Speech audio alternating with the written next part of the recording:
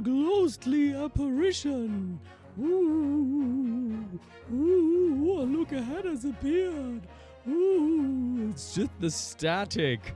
It's just the static doing its thing. He appears and disappears. It's like magic. Just like magic. Whee! You are getting high-tech green screen action on this stream. This is like almost like, oh, it's like yellow screen or something like that. Almost like back in the day. I mean, not back in the day. It's almost like a Marvel film, right? That's how high the technology is. It's crazy. It is absolutely crazy. I see there's actually a little bit of my green screen is showing here. I need to hide it. Oh wait, no, I'm pressing the wrong button.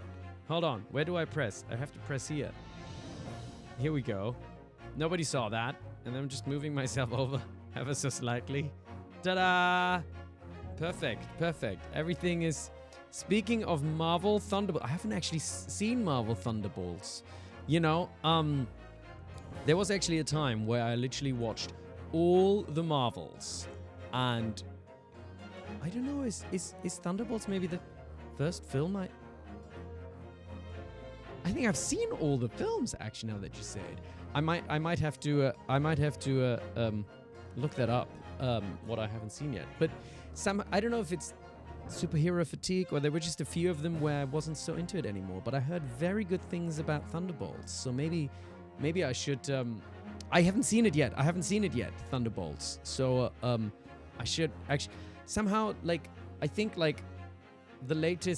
previous Marvels. I forgot even what the previous Marvels were, but when I watched them, it didn't make me be so keen to watch them all in this. I think Deadpool was the last one.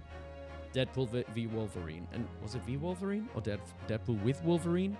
And I was like, it was good. It had good moments, but it didn't hit quite the same way as Deadpool 1 or something like that. So yeah, but maybe I should go see Thunderbolts again as well. But anyway, this high-tech Poggy Pockets, thank you so much for the continued support and gifting us gift subs. I'm sure all the lovely people having been gifted subs are very, very pleased. Thank you so much. Oh, whoa. Where's my fan? Where's my fan? I need to fan all of this. I don't have my fan, so I'm just gonna take a piece of paper. Whee! How's it going, y'all? How's it going? Oh, and Deadly Sarbear, thanks so much for the cheers. Appreciate it. How y'all doing? How's your day been? I have come from a lovely voice session today with some very lovely people at a studio that I have worked at many, many times. And it was very nice. It was very nice and lovely. And I cannot tell you anything about it. That is the secret of being an actor. Just shut up and don't tell anyone what you're doing. But it's been an interesting time, actually, if I may share a little bit about the life of an actor, because I've actually, for a long time, years ago, I was always like, oh, when the dream was to kind of be busy working as an actor, and having work and having income. And Deadly Saber, whoa! Thank you so much for the gift subs. I appreciate that. Thank you. That is so very kind. I'm overwhelmed with all the gift subs. Thank you ever so much, y'all.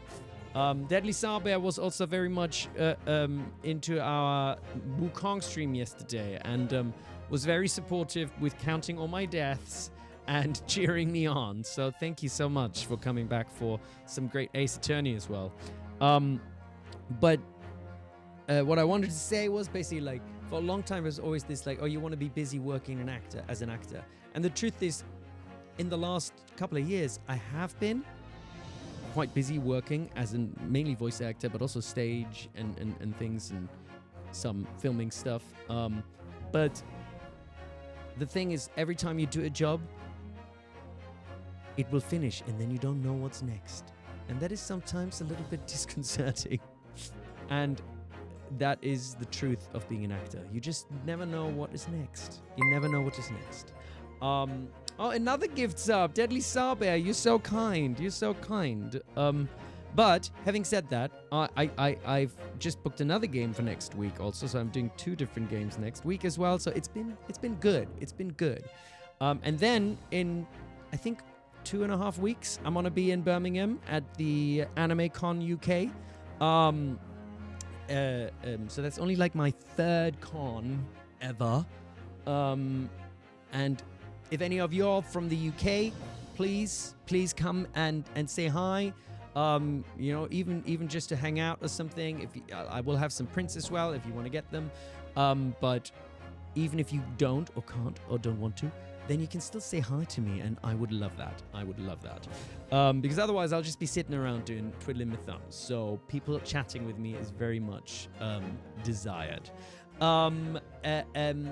And who we got in here today? We got, let me just say hi to people. Elsie, I do sometimes call you Elsie, but then I was going to say Elsie Carlin. What's up, El Carlin and our wonderful mod team, Noodle and Kitchen and Elsie. Afterglow, Ampharos, hi. Eminem back in the chat as well. Perry, go away. And Carmen Sand 007. Very Weird Creature and Piano Gavin, Jime 70. Jimmy? Is it Jime or Jimmy? Darcy on the case, thank you so much for the sub. It's a proper hype train going. Thank you all so much. I really appreciate that. Poggy Pocket, of course, our lovely continued supporter. Gold Arrow Spray, Aim listens to. Gotta drive, best be safe. Please be safe. Only audio, no visuals, popping in for a quick hi before early bedtime, Deadly Sub. Oh, that you have an early bed. Lakos Lalalitzi, thank you so much for the sub. All the hype train is properly going. That is so cool. And if you're going to bed, Deadly Sarbe, I hope you have a lovely rest. A lovely time sleeping as well, with lovely dreams. Sweet dreams, they say. Spider Friend can join a bit before class. That's awesome. Barock's Footstool, as always. Welcome as always. How is it down there? As a footstool. Amazai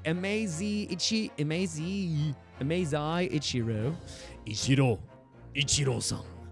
Hey fellas, you're so ready. I am too. NEJ Live as well, and Serene1313. Who else we got? Just going down the list. Baloroth. Yes, we had a static jump scare. Paradise, what's going on? Am I with Marvel now? Oh god, I wish. Have I done anything with Marvel? Actually, I have done a German trailer voice for Marvel once, but I have never found it. So if anybody finds a Marvel Strike Force trailer or something like that, somewhere in German, then I think my voice is somewhere in there. That's the only Marvel I've ever done. It was kind of fun. It was kind of this like, download Marvel Strike Force now, but in German or something like that. I don't know. But that's been my only foray into Marvel. Who else we have? Speaking of Marvel, Thunderbolts. You can't laugh too much because you got your retainer today and your mouth hurts. I'm so sorry, NEJ Live. That sounds painful. Who's next? Auroris Borealis. Welcome. Because I'm not a boomer, but I'm nearly a boomer. I'm a little slow. It's typical really. I finally checked out Marvel because they were getting so boring, and then they released their first good film in years. Right? That's how I felt. I kind of kind of not really into it anymore that much. But I hope everyone's okay. I also saw, somebody said, next year you live in London, Auroris Borealis. Well, that's exciting. What brings you over here? Are you coming for work or study or both or just living life? It's a lovely place. It has both a good and a bad reputation, right? I think like London is an expensive city, and that's something one has to get used to. But it is a lovely city with lovely people. So whatever brings you here, I hope it brings you joy and success and a wonderful life. That I know Mariz. Oh, Deadly Sabe. Mariz was, yes, Marizian was counting, but you were also helping out when Marizian was on a little break. So I paid attention. It was both of you. Both of yous. I think, unless I'm getting that wrong. I think you took over for a little bit. Marizian can't stay during the whole stream, so you can't be the death counter for today. Oh, jeez. I hope, well, there is actually deaths in Ace Attorney as well, but hopefully it will not be us. Who am I missing? Just going down the thing. I think Caro also beep has arrived. That's awesome. Twi Fairy, hello, how's it going? Twi Fairy also was on what is it? Save Data Team's stream before myself. And I don't know. Actually, Twi Fairy, were you?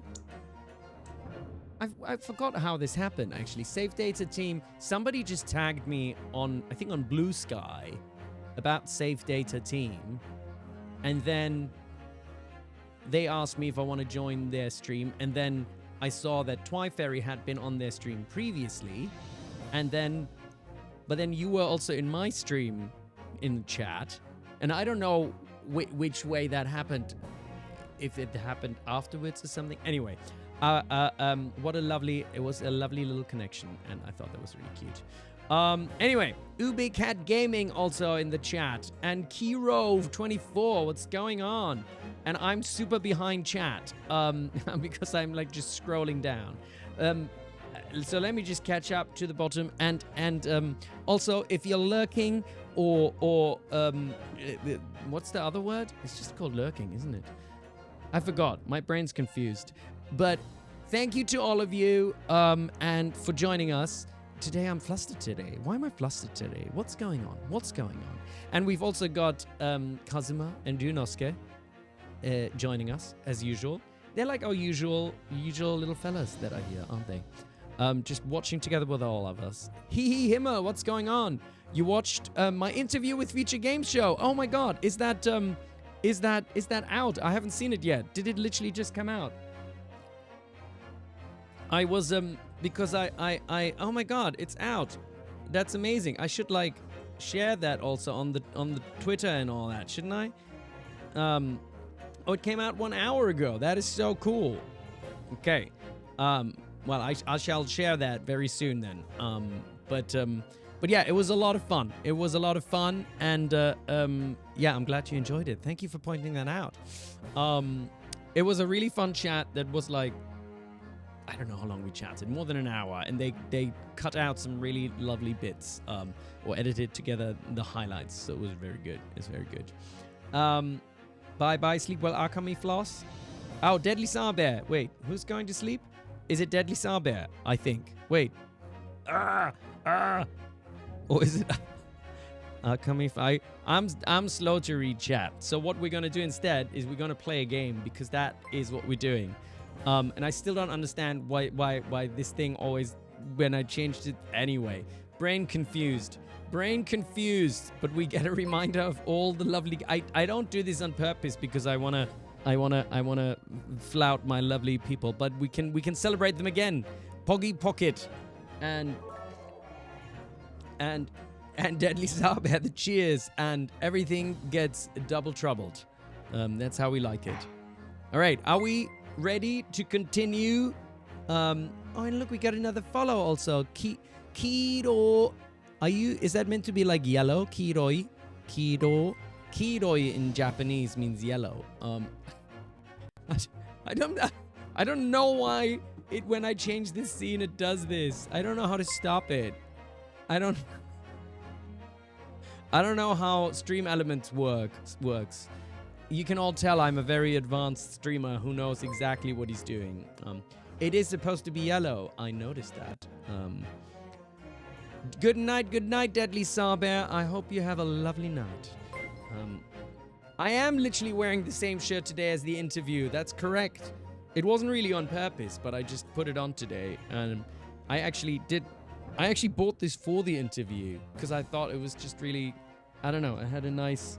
I was like really thinking about in the interview, well, because it was my first sort of like sit down interview. I've done interviews over Zoom or something like that, but it was like, all right, sit down interview and say, oh, like what should I wear? I should like dress nice, but also I didn't want to like overdress and look formal.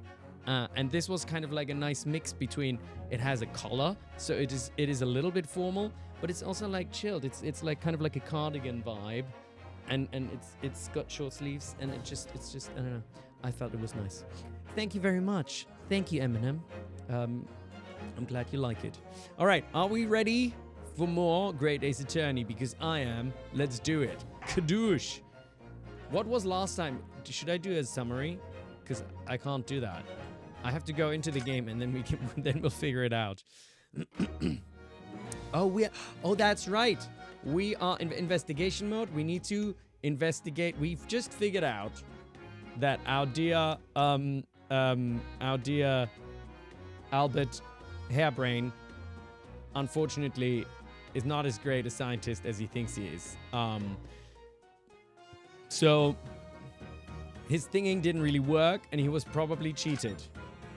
And we need to investigate what actually happened. So we're probably gonna go up the stairs, I'm guessing. Oi! Oh, that's off limits up there. Try to sneak past me again and I'll stuff your gob full of... What are you talking about? We're supposed to go up. Yes, please. Oh, yes, please. I love fish and chips. Ah, that's funny. I suppose we need special permission. Wait. So I guess I have to go back to the... Wait, do we have special permission? Okay, so I guess we need to go somewhere else first and get permission. Probably at the Lord Chief Justice's office? Say, oi, give us permission. Oh. What do we have here? A new person. 23rd October, British Supreme Court, Lord Chief Justice's office. Mother? Who's mother? Oh, who's that standing beside Lord Stronghard? I wonder. I've never seen her before.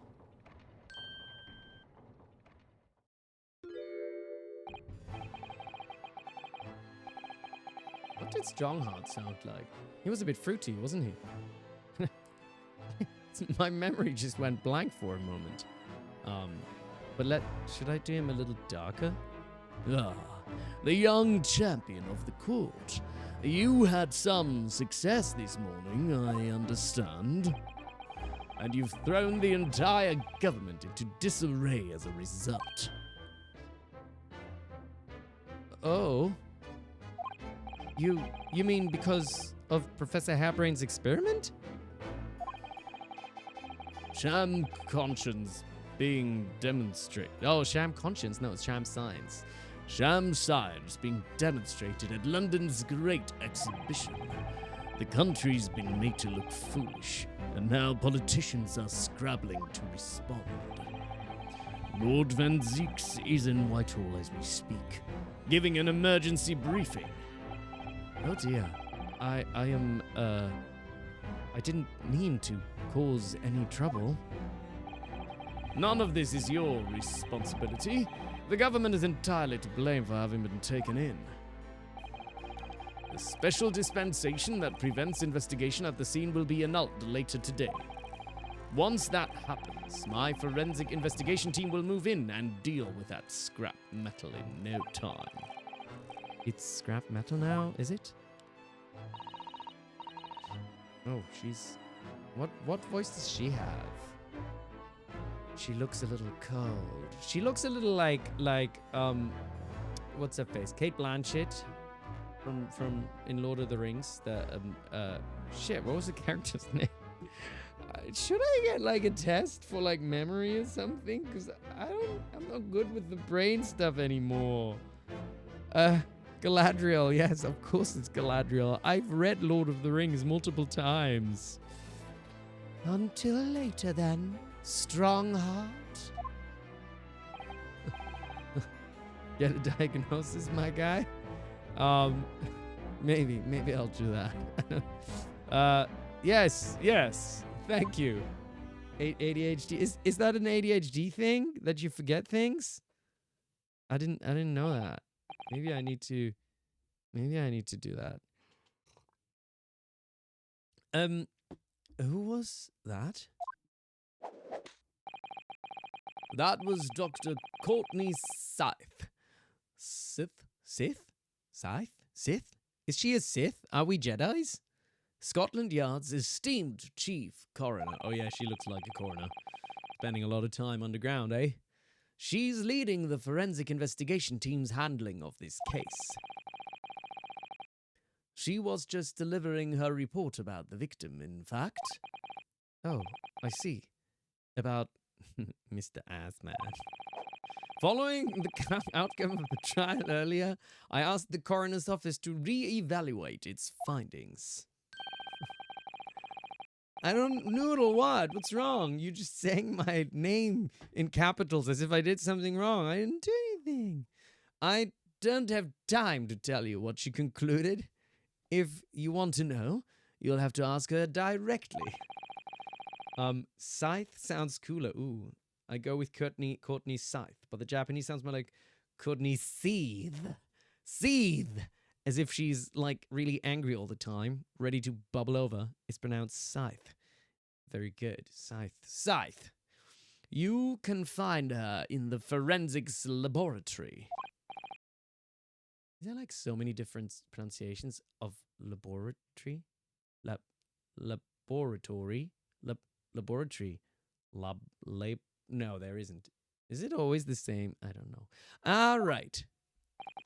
Now, what were you here to see me about? I'm on the clock, as you can tell. I can give you 7 minutes and 39 seconds of my time, starting now. So he's not running quite so spectacularly late anymore. Okay, let's talk.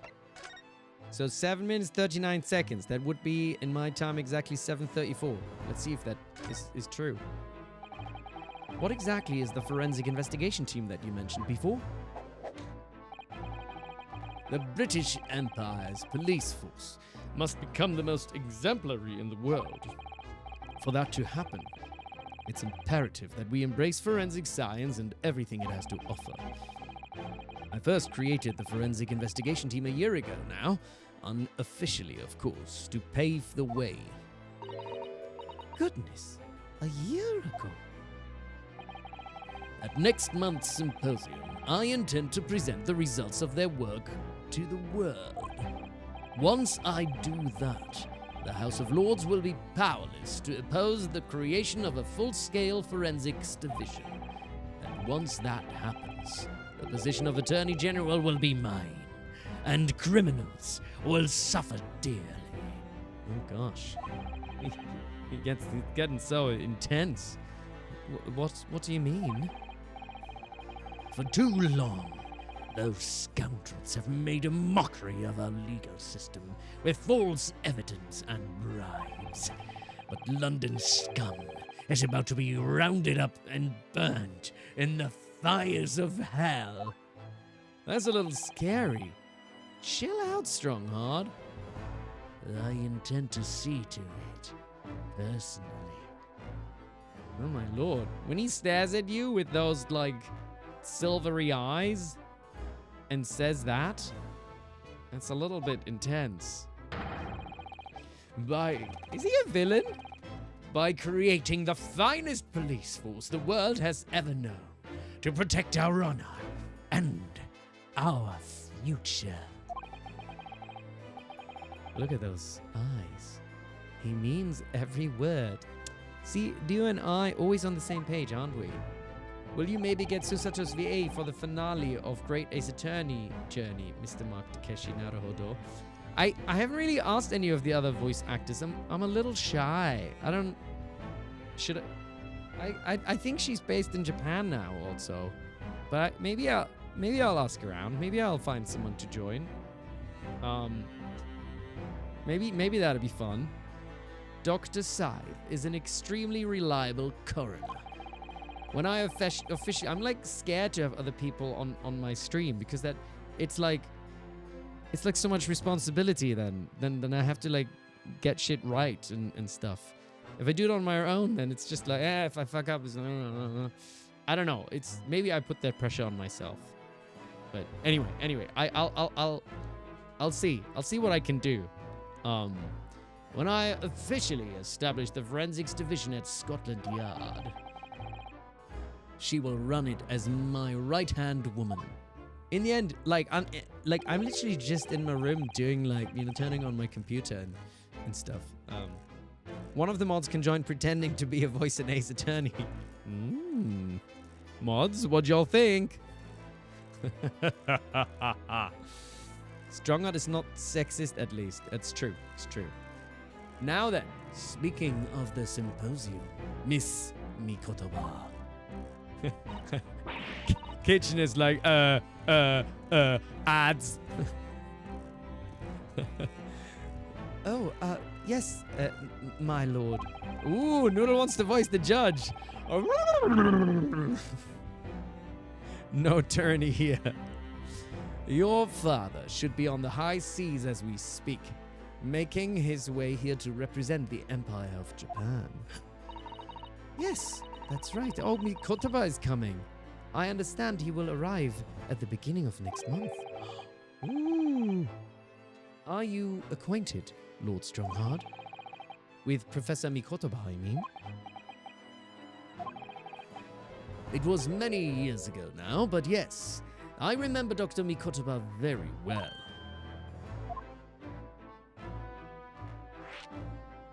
Tell us about Dr. Mikotoba. What do you know about Dr. Mikotoba?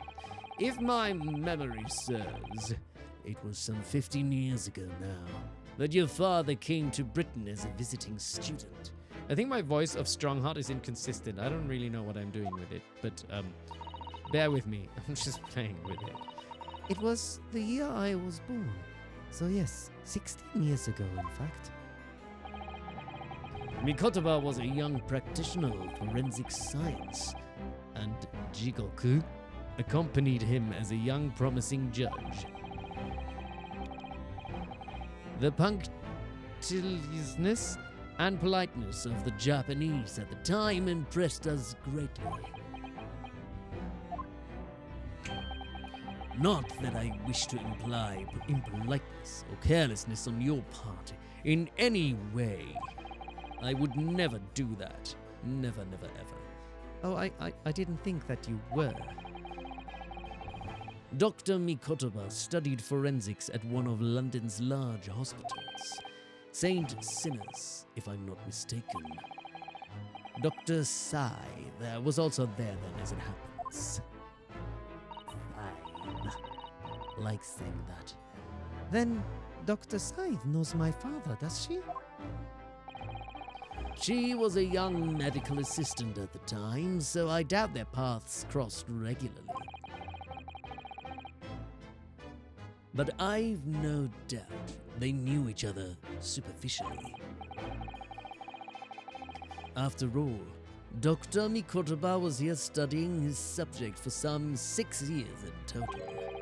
6 years? That's a long time to be studying abroad, isn't it? I lived with my grandmother in those years. So he left his newly born daughter behind and went overseas for 6 whole years. It was a rather turbulent time at home. Oh. Perhaps father wanted a reason to get away. What do you mean? Why?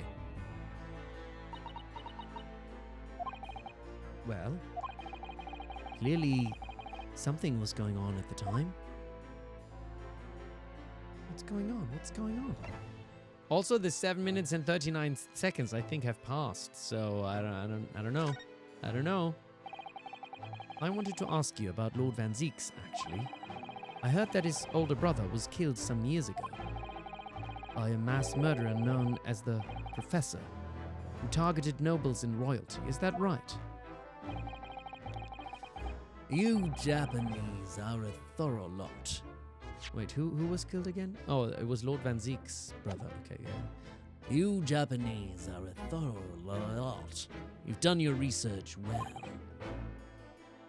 Yes. And you could say it was that very incident that gave rise to the Reaper. What? Why? Odds are those politicians talking to Baroque are asking for his manager because the dignitary work is well above his pay grade. Wait, what politicians are talking to Baroque? Were there politicians talking to Baroque? I'm confused. Why? Why?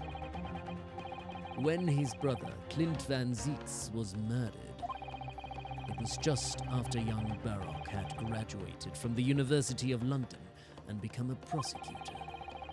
When obvious criminals who managed to evade conviction in court started disappearing, rumors quickly spread throughout the capital. Londoners started to say that wherever Baroque Van Zieks went... Do people also say Baroque or Baroque?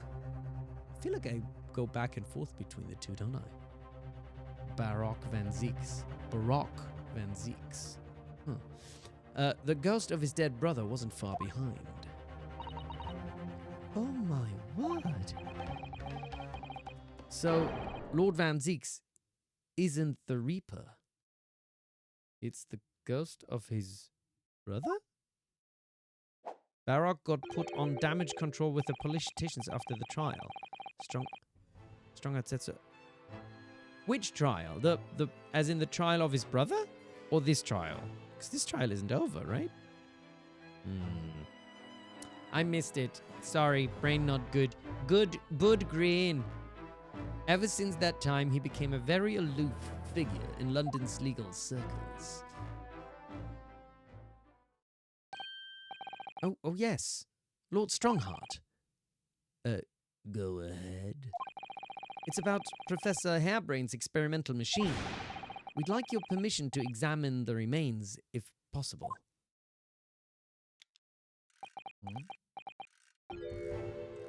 Are you well versed in science, then? Not in the slightest. In fact, you could say I was barely aware of the subject at all until recently. He says that with such pride. This one. What does this one say? Sometimes I tune into chat and then I'm like, I don't know what this is referring to. Well, the special dispensation legally preventing investigation of the machine is currently being annulled. Within a few hours, Dr. Scythe's team of forensic experts will begin their own investigation. But I suppose until then, there's no harm in you looking at the wreckage, as long as you don't touch anything. Thank you. Thank you so much. Despite me knowing nothing about science, it's so kind that you're letting me look at stuff.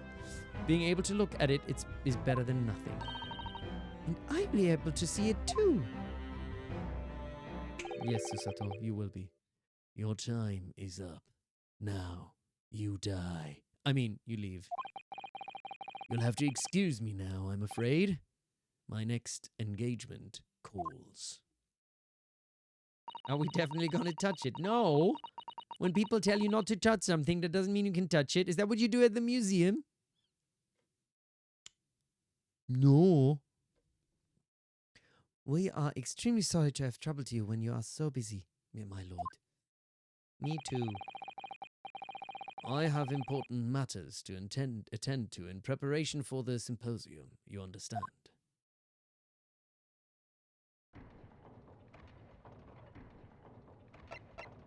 Okay. Is there something else to examine here? Are we going to sit up there? Just sitting behind that desk must make you feel so important, don't you think? Would you like to have an office like this, Mr. Naruhodo? With such a grand desk? I feel like that's a little too big and intimidating, isn't it? Who, me? No, I don't think so.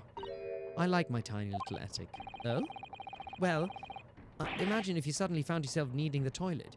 You'd have to so far to go. Fair point.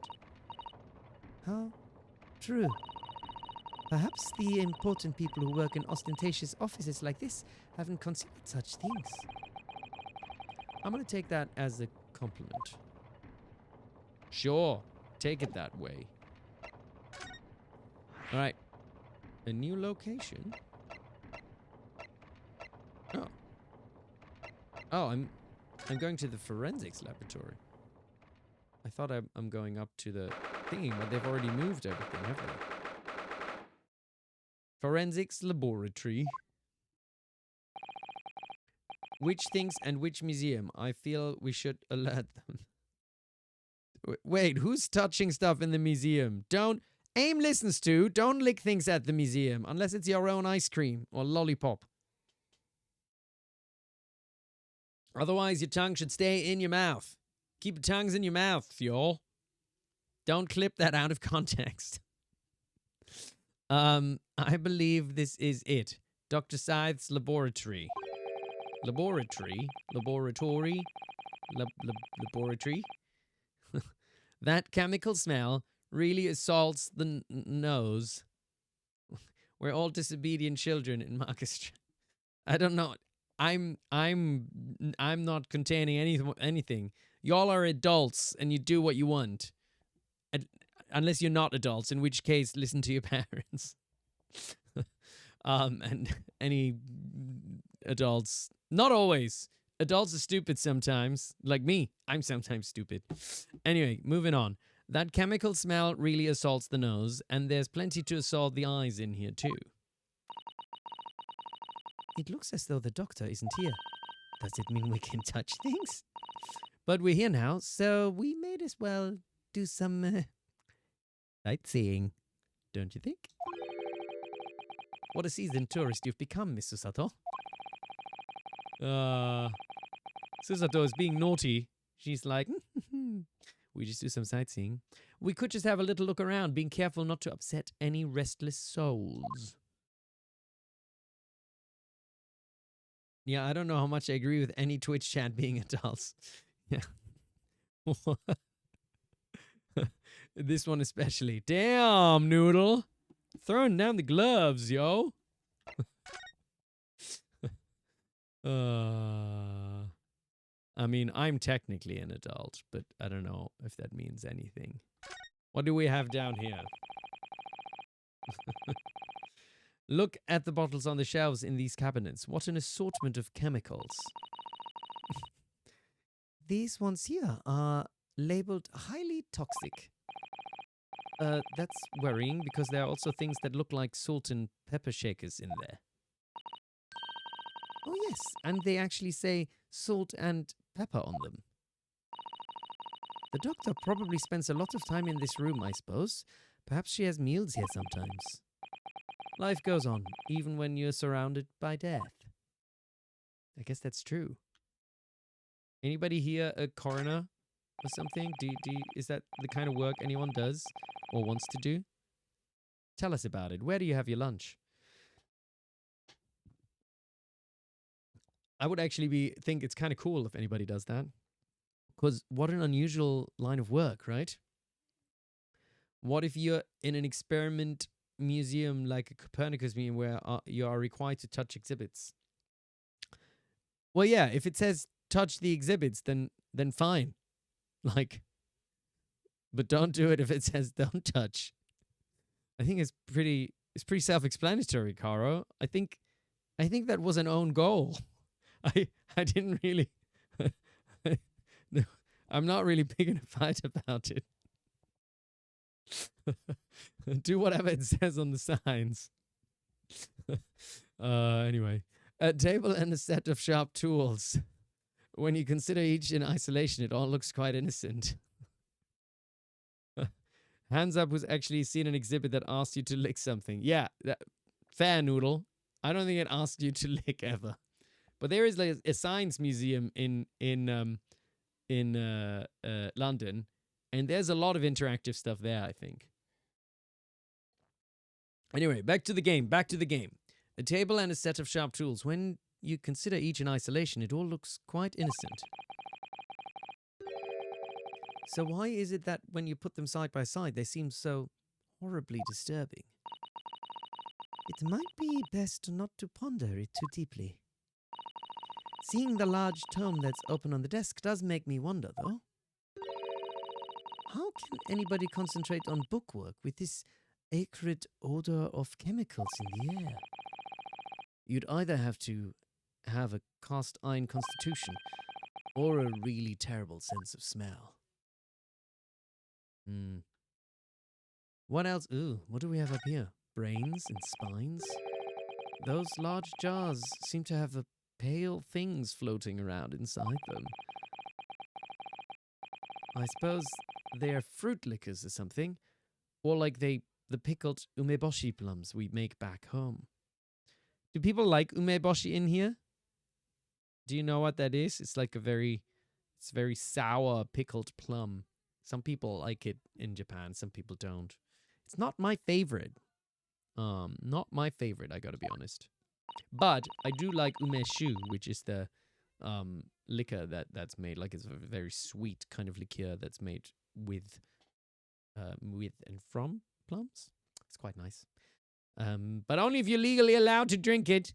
Then otherwise it's bad. Ah, father had jars like that in his laboratory as well. Oh yeah, her dad is also a doctor, right? He's not a lawyer. I expect they're human organs in a preserving solution, probably as examples of some rare medical condition. Miss Susato, there are some things in the world that it's perfectly fine never to know about. Ever. Oh! So, as I said, I'm sure they're fruit liquors or umeboshi. Aren't they? Oh my god, do you scared? Do you not get scared of what's in those things? Of course. Oh dear. He's like, no, I want to believe that it's not something scary in there. I suppose this is Dr. Scythe's desk. I wouldn't like to work in a place like this. It's very tidy though, isn't it, Mr. Naruhodo? Imagine how efficiently she must work. The lighting is poor, which is bad for the eyes, and the chemical smell can't be good for you. Not to mention the skeleton watching over you as you work, which is definitely bad for the nerves. Well, yes, those are valid concerns, I suppose. I can just about cope with a one-eyed Daruma doll watching over me, but that's all. Well, look at this. What a magnificent display case. The cherry wood has been polished to a high sheen, and the intricate carving is a joy to behold. Western cabinet makers really are very skilled, aren't they? Do you have nothing to say about the skeleton inside, Mr. Naruhodo? Miss Susato, can't you tell that I'm trying very hard to avoid talking about the terrifying contents of the case? It's how I cope. I'll be sure to remember that from now on. Okay. So if he doesn't like any of this, then I guess, okay, now there's an owl. Can you look at the owl? That looks like an owl and a crow up there. I know. And they haven't even twitched since we came in here. Twitch mentioned! Twitch got it mentioned! It got a mention. Well, no, they wouldn't have. They're taxidermy mounts, Mr. Naruhodo. I was afraid you were going to say that. I've been trying very hard to tell myself they're just sleeping with their eyes open.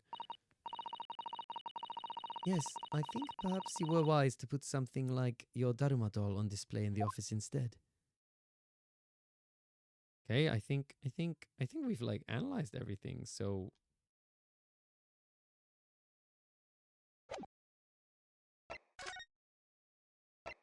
can we now go to the experimentation stage? Do we have permission now? Did we get a written permission? No, we don't have written permission. So how the hell am I going to go up there then? Oh, there we go. Investigating the scene. There we go. Gina, we were actually hoping that we could investigate the scene again. Yeah, all right. If it's around here, you can do what you like. Oh, that's all right, is it? I'm going to be playing with my new friend here. Ah, yes, Toby. The machine that exploded must be at the top of those stairs, I presume. I haven't actually seen it yet, so if you don't mind... Sorry, you can't go up there, Suze.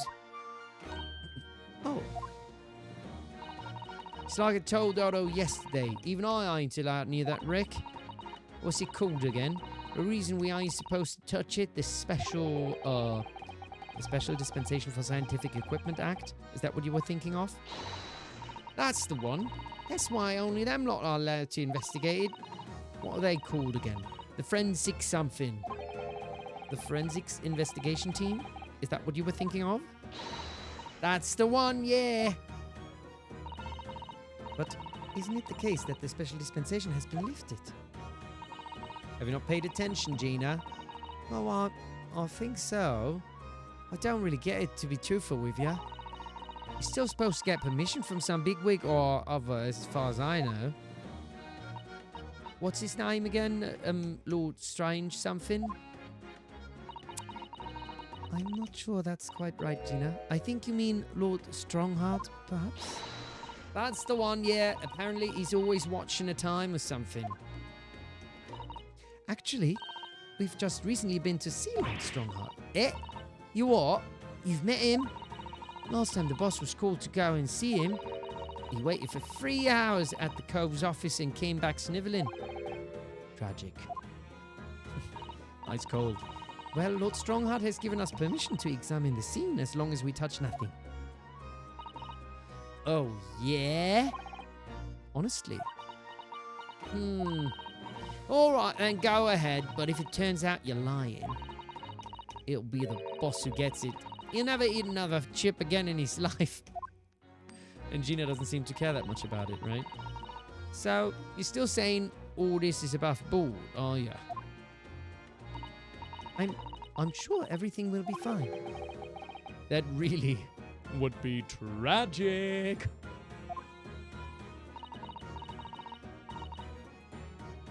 All right then, them's the stairs. Off you go. Oh, thank you, Gina.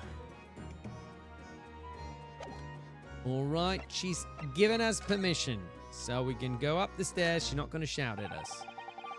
These stairs lead up to the experimentation stage. Let's go and see what we can find out. Now you want fish and chips?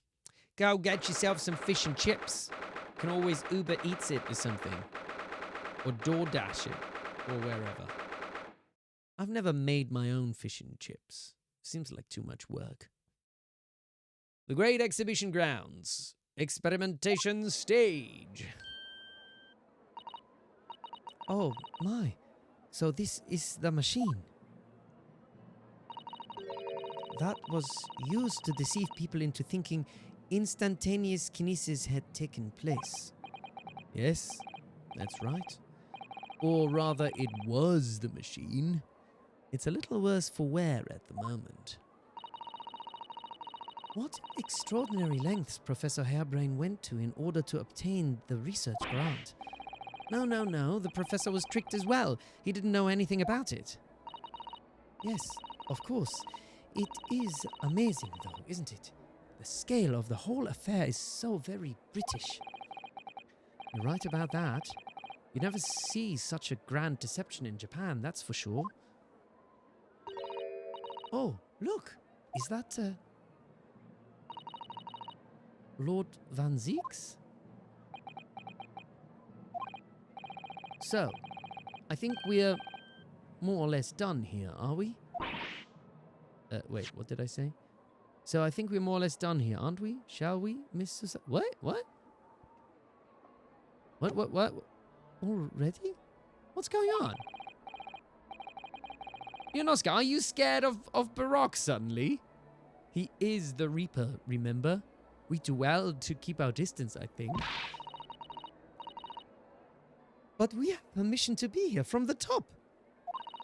Exactly, we've got permission. We're perfectly well allowed to investigate this machine, as long as we don't touch anything. Yeah, come on, Ryu. From... Oh. Reaper Scythe? I never really thought about that. So her name is Scythe, and he's the Reaper. Interesting. So So maybe Dr. Scythe is the Reaper? Is that what you're saying, Noodle? That's very clever. From the top. No spoilers if you know it, by the way. From the top, do you mean Lord Strongheart? Exactly. So we can stay here and stare at this wreckage for as long as we like. Also, Ryunosuke had no problem going to Baroque's office earlier, so what's up with, like, him suddenly being scared of him? Silly. She could have been at the center of the explosion here, and it wouldn't have been bent her steel will.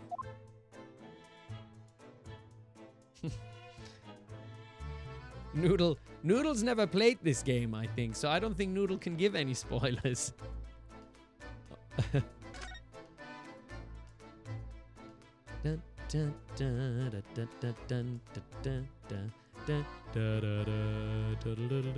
So what are we looking at? We're just looking at the thing here, I guess. What a terrible explosion it must have been. Even the steel girders have buckled and twisted in the blast. And what they call the bird cage was right in the middle of it all. Just here. But look, Mr. Naruhodo. That metal grill on the floor looks as though it's designed to open. It does, doesn't it? If the floor had opened at the precise moment the explosion occurred, the birdcage could have dropped through and disappeared from sight.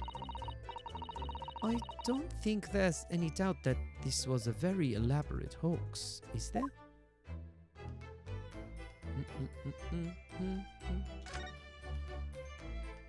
What else we look at? We look at this thing. Is there like writing on the thing? Or is it just scratches? Look at that horn-shaped transmitting device. Isn't it amazing? That's exactly what I thought. I'm ignoring Baroque to investigate. Who's crying? You're crying? I think Baroque just standing there is not relevant. We have work to do, okay? Baroque, we'll speak to him in a minute. That's exactly what I thought when I first saw it. It makes you think, doesn't it? We're very busy doing business. We've got lawyering to do. We are busy with the business of the lawyering staff. If only it had just been a normal horn, none of this would have happened. That's almost exactly what I thought as well. I bet I can predict what you're going to say next in that case. You're about to say nothing ever goes to plan, aren't you? Oh no, I would never say something like that. See, over here, doesn't this look like there's like writing on there? It looks like it says Tiwa, Tiwi, or Fiwa, or something like that. Okay, so anything else to investigate? No? Okay, I guess we can leave. Ooh, cage. This wasn't here yesterday. Really? But if I'm not mistaken, it's the cage in which the victim was standing before he was apparently beamed through the air. That's right. The birdcage, according to what Professor Hairbrain said in court, it's made of wood. Or more precisely, Japanese cypress? Cypress? Cypress? How do you say that? I don't know that. So is that a type of wood? Cypress? Cypress? Cypress? Is a common name for various coniferous trees. I don't know how to say it. There's no guide. Cypress. Okay. I'll say Cyprus. And despite having been in an explosion and then falling from a great height, it's relatively unharmed. How did I ever learn multiple languages with such bad memory? I don't know. What wonderfully durable construction, wouldn't you say, Mr. Naruhodo? I'd understood that the forensic investigation team had taken it away yesterday to examine it. I suppose they must have brought it back here when they'd finished their work. But sadly not with the body inside it. How would you pronounce Cyprus? Well, that's Cyprus. That's the island, Cyprus, right? Is it pronounced the same? Or is it Cypress? Cypress? Cypress. I don't know. No, that's not right. I know we were given strict instructions not to touch anything. Oh, you're confident they're pronounced the same. Okay, fair enough. So you have Cypress Wood and Cypress the island. Very good. I know we were still given strict instructions not to touch anything, but still, this is too important a piece of evidence to overlook. We might need it for the trial. So did he just take it with him? The birdcage from the machine has been entered into the court record. Okay. That means we can look at it without touching it, because we just look at it in here, right? Whoa, what is this down here? Ah, look here, Mr. Sato. Oh yes. The wood's cracked and broken a little. I suppose because it fell from such a height? Yes, from the height at which the balloon was flying, down into the crystal tower below. A fall of about 30 feet or 9 meters. They're not pronounced the same as far as I know. Okay, we need to solve this now, okay?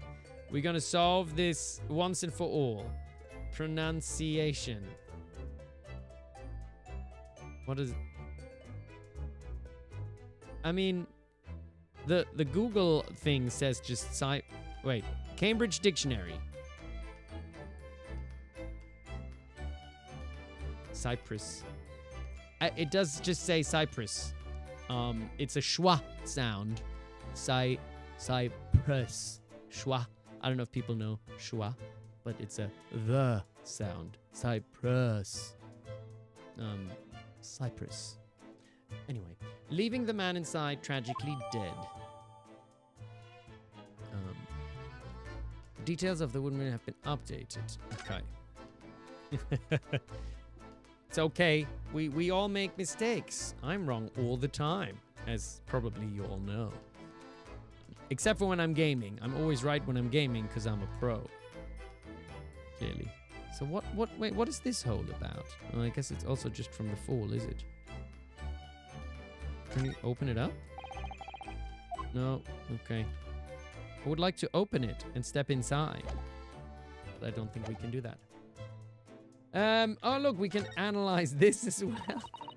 I hear that a ride on the Ferris wheel is a favorite romantic outing among young London couples. I did just listen to both. I could have done it here. Wait, what if I do it here? Can you all hear it if I do it here? Oh, we're listening to it together now. Cyprus pronunciation. And then I went to Cambridge Dictionary. Go away. Cyprus. Cyprus. Cyprus. So UK? Cyprus. US. There doesn't seem to be another type of pronunciation. Bing is just there because I never use my Windows computer really for browsing. So there we go. Anything to not talk to Varrock. I don't know what you're talking about. I don't know what you mean. I hear that. What else would we like to know the pronunciation of, everyone? Is there anything else we would like to know? Are you a little scared of heights, Mr. Naruhodo? It's not that I'm scared. It's not that I'm scared. Not at all. Look, I'm up here on this thing and I'm like not scared at all. It's just that staying on the ground seems so much safer. Can you say that one Welsh town again? Oh yeah, we can look that up. Do you want to see that? There's a song for that, actually. Do you all want to hear the song? Hold on. Now that I figured out that I can do this. How do you write it again?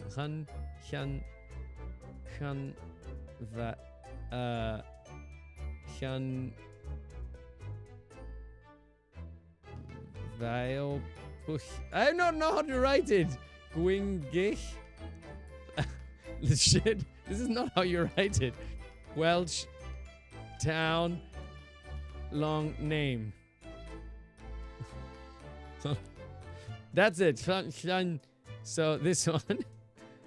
Look, it barely fits in here. But there's a hold on. So hold on. How do I? Oh shit! I accidentally pressed the wrong buttons. So let's all. Do we want to learn how to? Hold on. How do I have to mute this game for a second? So we can all learn together now.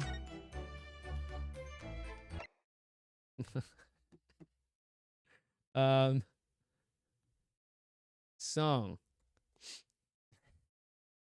Here. So now. Hold on. All right, are we ready?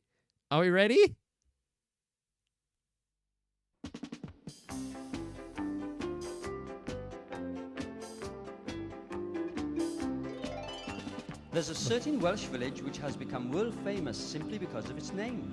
A name which enables the village to boast one of the longest railway station signs in the world.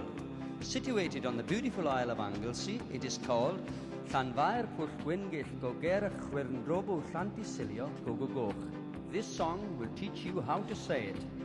Llanfair Pwllgwyngyll Gogerach Chwyrndrobo Llantysilio Gogogoch.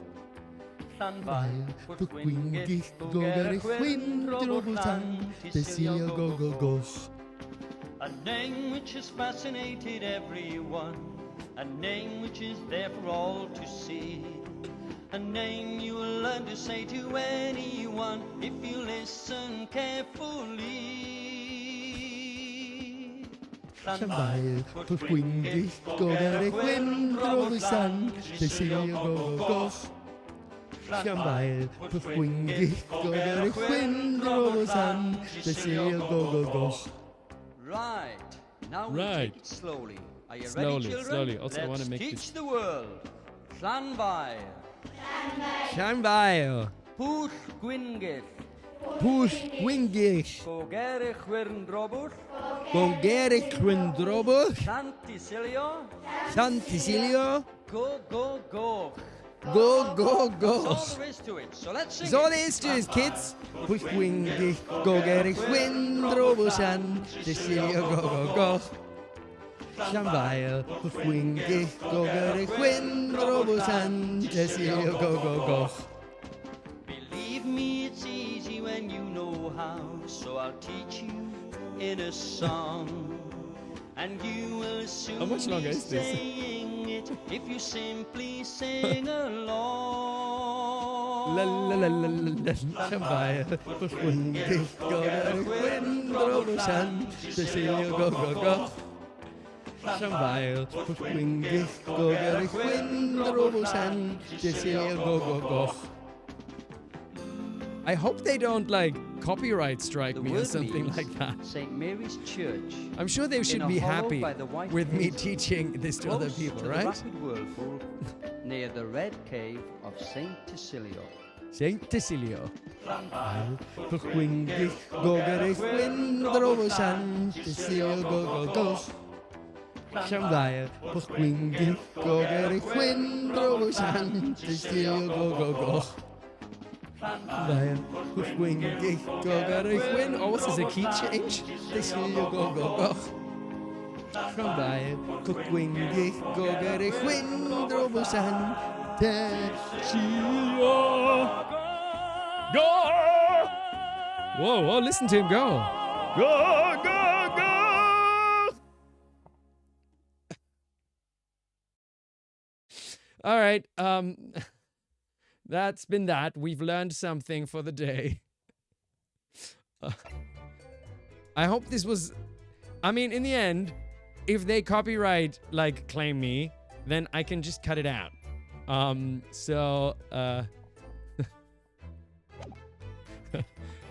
Fun fact, actually, on one of my Wukong streams that did happen, when on the stream where I finished the game the other day, it actually took there was a little music of it that was copyright claimed by someone, but that doesn't count as a strike. They just were like, oh, this is our song, and then you can kind of digitally mute it or something like that. So I just did that. Anyway. We all learned something, didn't we? Didn't we? Right, what else did we want to do here now? Well, perhaps I shall have to ask Iris and Mr. Sholmes to accompany me in that case. What happened in the last 5 minutes? You blocked it from your memory. Why? What's going on? I don't know what you mean. It's so fun. I use any opportunity to say that. Like, whenever somebody says I'm from Wales, I bide my time and say, oh, where in Wales are you from? Or something, you know? And then they're like, oh yeah, I'm from there and there. So if they say it from North Wales, and it's like, oh, is it near? And then they're always like, noise. Or something like that. Anyway. When you put it like that, part of me does want to give it a try. What are we trying to give a try? Why are there attorneys on my I know, right? We could do like a whole couple of hours of this. Oh dear, it is complicated for you, isn't it? Eileen, what's going on? You just missed peak. You just missed the best moment of my stream where I frantically tried to avoid talking to Barack. What other videos could we be watching right now? Is there anything else I should be reacting to? It's okay. We just learned how to say together. But that's okay. That's okay. Fine. If I have to, I guess I'm gonna have to. I'm kind of like maybe that is the child in me that's like, do this, and like the more people tell me to do something, I'm like, but maybe I won't. And so I guess I'm kind of tired. So I think maybe this is it for today. Maybe I'll continue in a couple of weeks. Okay, I'm joking. Let's do it. Let's talk to him. But is there anything else in our thing that we need to analyze? No, okay, fine. We'll just talk to him now. Let's do it. Let's do it. And what? Bloked? Are you bloking me? It's okay. I'm all right with being a bloke. I'm a good old bloke, yeah? I've clicked him. It's okay. Calm down. We're all friends. It's fine. See? There's a reason. There's a reason why I didn't do it. Look what Ryunosuke says. Look at what he says. Least approachable man in the world, winner. 10 years in a row. I think he's speaking straight from my heart, isn't he? See, this is why I was chosen to voice this fella, because we have the same state of being. Same mind. Same mind, okay? So real. Just being real, okay? Look, he doesn't want me to talk to him. So why should we talk to him? Be strong, Mr. Naruhodo. Your country and your assistant stand firm behind you.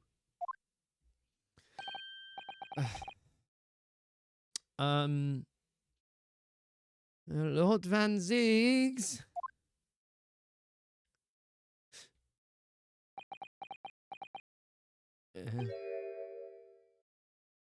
What? Well, Beautiful weather we're having, isn't it?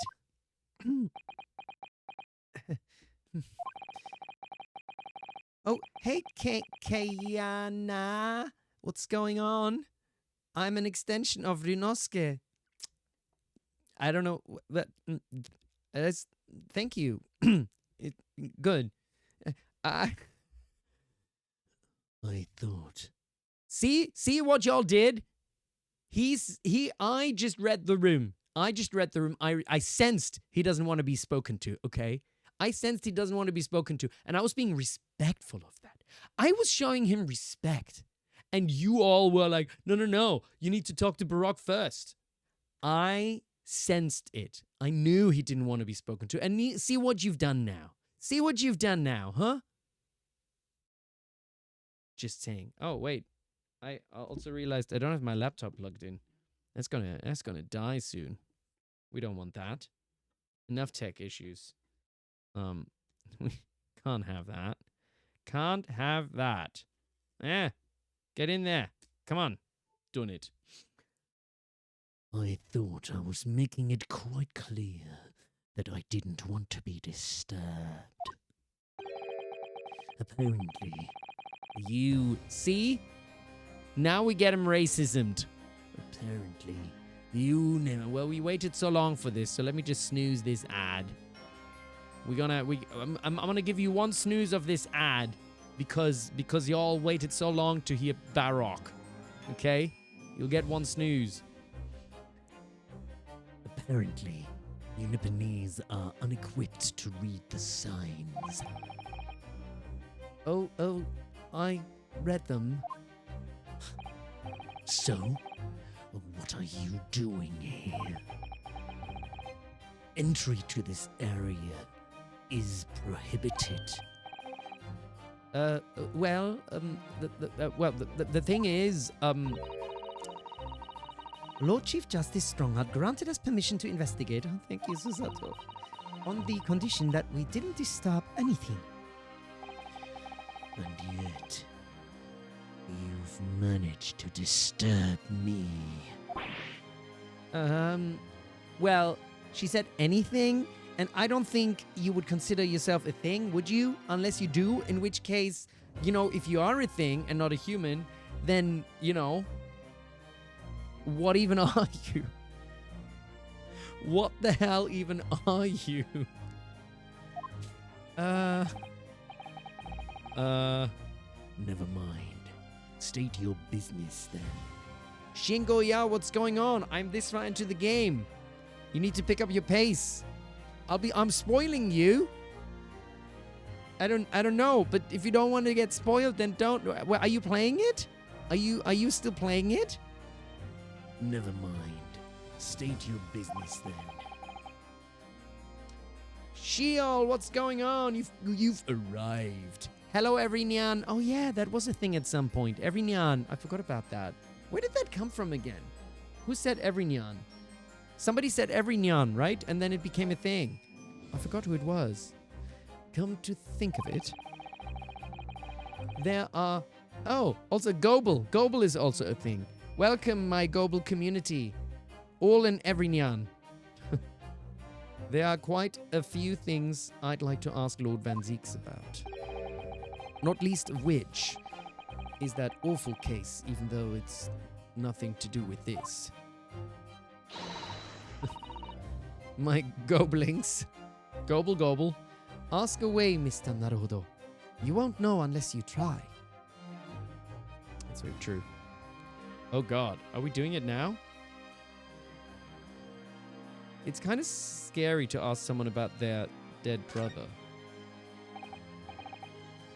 So, Clint, oh damn.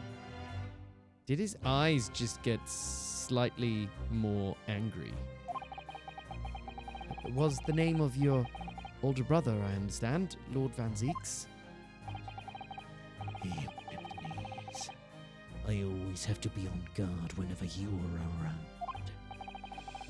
So, you've been investigating me, have you? No, it's not like that. Well, all right. It is a bit like that. My older brother was also a prosecutor. He was the pride of the Van Zieks family. But tragically, Excuse me. a vicious killer took him from us. The professor, you mean?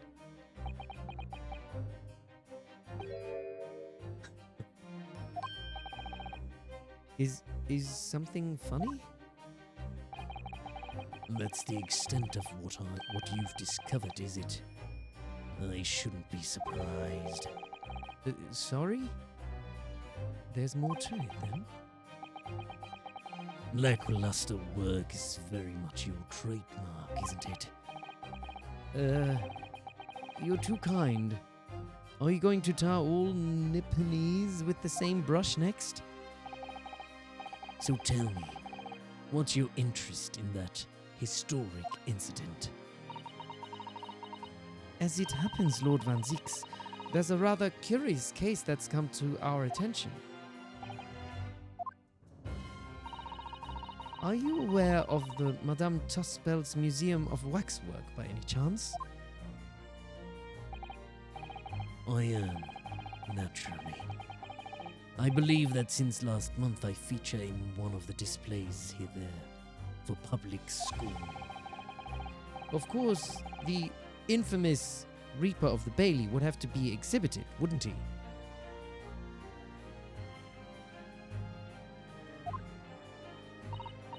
Well, the particular waxwork has been stolen from the place and held for ransom. The particular waxwork? Which? Wait. You mean... Yes, it's the professor. Mr. Sholmes is investigating the case as we speak. I was unaware of that. He's turned as white as a sheet.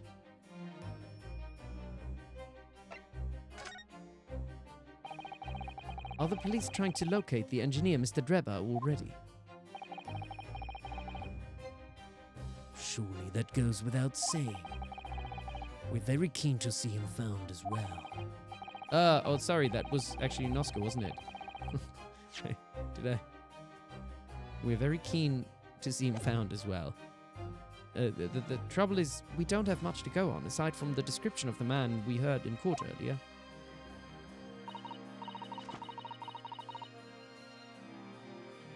Which, according to Professor Hairbrain, was of a tall, thin gentleman who has straight white hair and wears a black monocle. So, I was just wondering, I mean, I realize it's probably not possible, but, we'd very much appreciate any more clues you can give us. Wow. Susato-san really knows how to take the bull by the horns. And she's not scared of Van Zieks, is she? Fine. Why not? I have a photograph of the man here from an investigation 10 years ago. Oh, he just happens to have that with him? Is she like the sister of... Is he like the brother of Scythe? They kind of look similar, don't they? Though... It appears that he already had that black monocle at the time.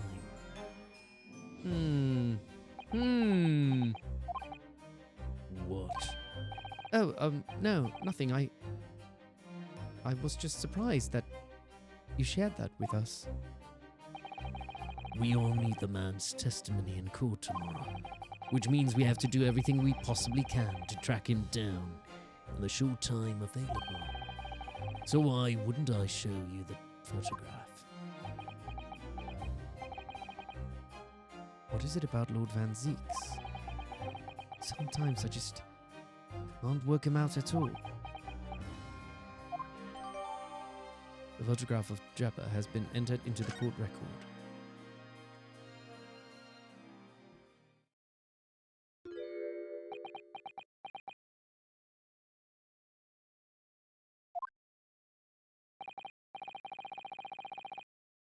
Ah, the file I requested for the trial tomorrow. Who is that then? Thank you. No spoilers. Are you all right? Who is this man, Mr. Naruhodo? Lord Van Zeek's apprentice, apparently. So, I'm not the only one. Susato-san can see it too. Oh. Lord Van Zeeks, may we speak with your apprentice for a moment? With him? Why?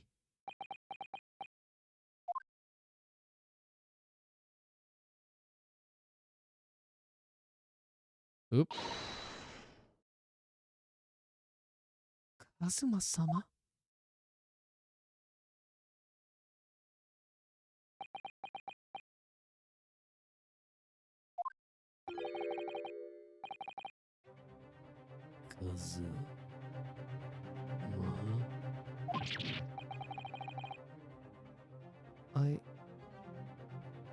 I don't believe it.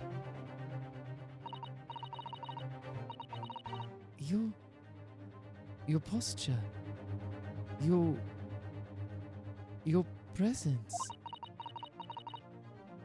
It can only be. It's you, isn't it? Kazuma-sama?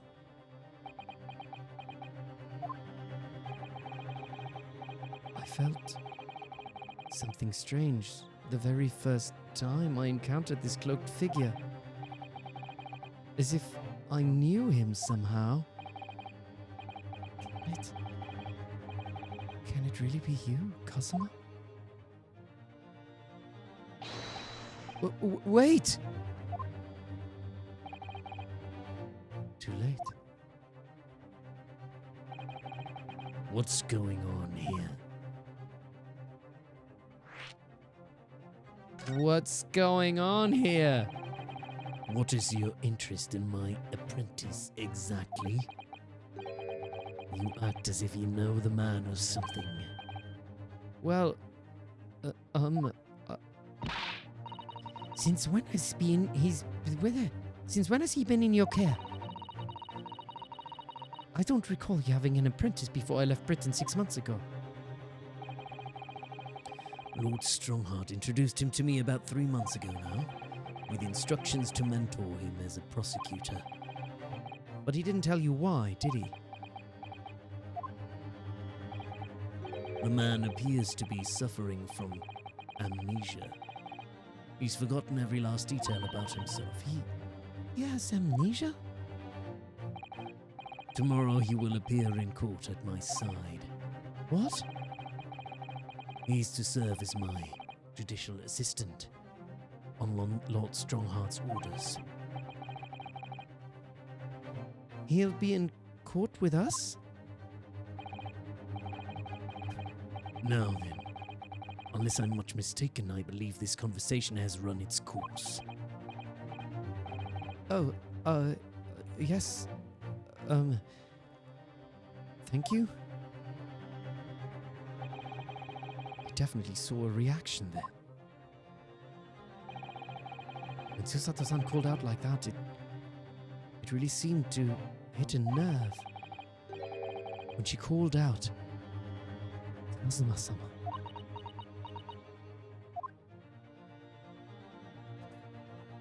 Anime amnesia. Whoa. You'd already met that masked man, hadn't you, Mr. Naruhodo? Yes. Yesterday, in fact. At Lord Van Zeek's office. I see. And if Kazuma-sama really is still alive, it means that Mr. Sholmes lied to us. I know. We're going to need to speak to him about that. You're going to have to leave now. We didn't look at anything. The forensic investigation team are due to arrive shortly. If they find you here, it will cause problems. What sort of problems? Foreign affairs problems. Well, we could do without that, yeah. All right, we'll be on our way. Let's go, Mr. Sato. Of course. Whoa. Whoa. Damn. I mean, what the frick? What is going on? Why Arnold came out? Who's gonna be Arnold? Is Sholmes gonna be Arnold? Who are we giving Arnold to? No more snoozes. And Susato? Nice, nice. We were actually hoping that we could investigate the scene again. Tonal shift. Yeah, that's a tonal shift. Yeah, all right. If it's around here, you can do what you like. Oh, that's all right, is it? Oh, we just had this. We already had this conversation. Woof. Apparently, we can look around the stage now because the forensics investigation team. We can't look. Oh, it worked. Can't you do anything, Gina? In your capacity as Inspector Lestrade? Look, I'd like to help you out. I'm just a trainee, ain't I? Ain't nothing I can do. When it suits you, yes. Yeah, she's always like, oh, I'm just a wee little. And then other times she's like, do you know who I am? I'm a fucking inspector, all right? Whatever happens to suit. Unbelievable. You're shaking. All right, everyone. All right, everyone. Calm down. I'll be okay. Remember when this was a stream? Right? What happened? What happened?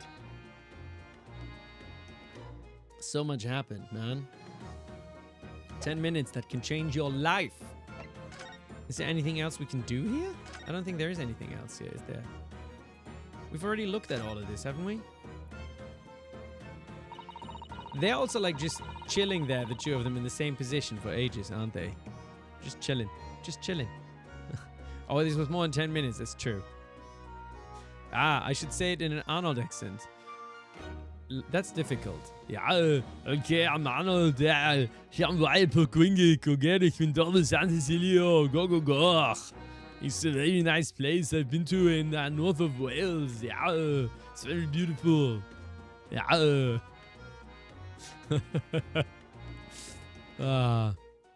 What a shame that the symbolic landmark of the Great Exhibition has been damaged like that. Yes, unfortunately, the birdcage crashed in the most prominent position possible. It's the gods giving us a warning, if you ask me. Man must travel under his own steam and not cut corners with instantaneous kinesis. Yeah, but imagine what might have happened if the birdcage had landed in a slightly different location. It would have been crazy. Yeah. The death toll could have been far worse. So I think perhaps it was a blessing in disguise. Well, the gods are benevolent, obviously. I did say it was just a warning. Man must travel under his own steam, or next time, bird cages will rain down on all of you. Yeah, your faith is much stronger than I realized. Well, how do you think I passed the entrance exam for UMA University? It wasn't by studying alone. It wasn't? Oh, well, there's more here? Yeah, Crystal Tower. I can't believe I'm seeing it in such close proximity with my own eyes. You've really been looking forward to the Great Exhibition, haven't you, Mr. Sato? Yeah, oh yes. When I found out that I had to return to Japan, I'm afraid I cursed my luck. But here you are, back in London, gazing up at the magnificent tower. Oh, I know. Perhaps I was wrong to curse my luck so harshly. Ooh, almost knocked over my static. Gosh. There's a lid on it though, so it would have been fine. Okay, we've done all of this. So, what's next? Where are we going to? Do we go back to the forensics place and just see like what's happening here? We've already examined. Oh, there's a book also. We can investigate that too. Look at this big, thick book here. It appears to be an accounting ledger. It's a record of the forensics investigation team spending, I think. Oh.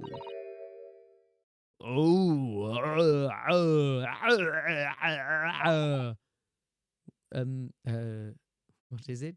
You okay, hun? Everything all right?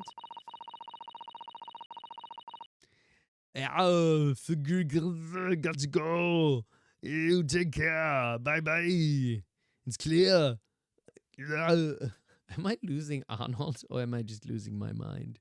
It's clear that the team purchased various equipment and supplies on a monthly basis, but, well, one entry seems rather strange. Really? In what way? They're buying 500 scalpels every month. There's a lot. 500? They must be working really hard on dissecting corpses. I don't know. Judicial autopsies are only carried out in certain special circumstances, and scalpel blades can be sharpened too. It does seem a bit strange. You're right. 500 scalpels a month. What could they possibly be using them all for? Huh. See? I just missed that one thing. 500 scalpels. Do you eat them? So this must be Dr. Scythe now, wouldn't it? Wait, what voice did I give earlier? What did I compare it to? What did I compare it to? I forgot. What are you... Oh, Galadriel. That's what I said. What are you doing?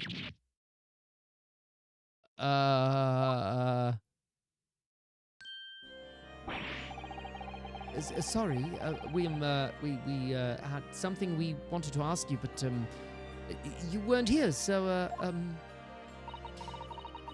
So you thought you'd snoop around? That's acceptable to you people from the East, is it? We got another one.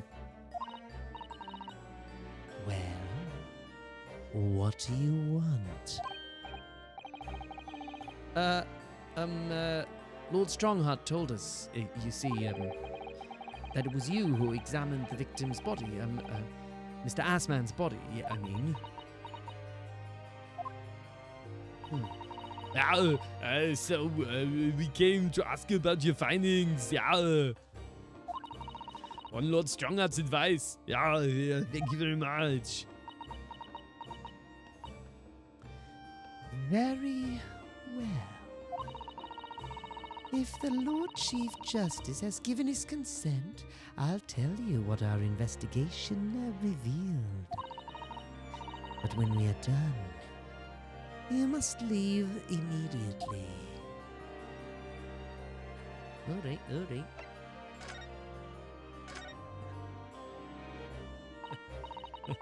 And she had a chance. Jury's out. Not for me. Hot, yes, but not for me. Is it because of the anti-Asian sentiment? So, you want to know what the forensic investigation team determined from its examination of the scene? It is a pretty theme, isn't it? The victim, Mr. Odi Asman, who disappeared from the experimentation stage amid an explosion. And the Mr. Asman who appeared moments later partway up the Crystal Tower were without question one and the same person. That is the team's conclusion. But that can't be, right? Wait. How would she know?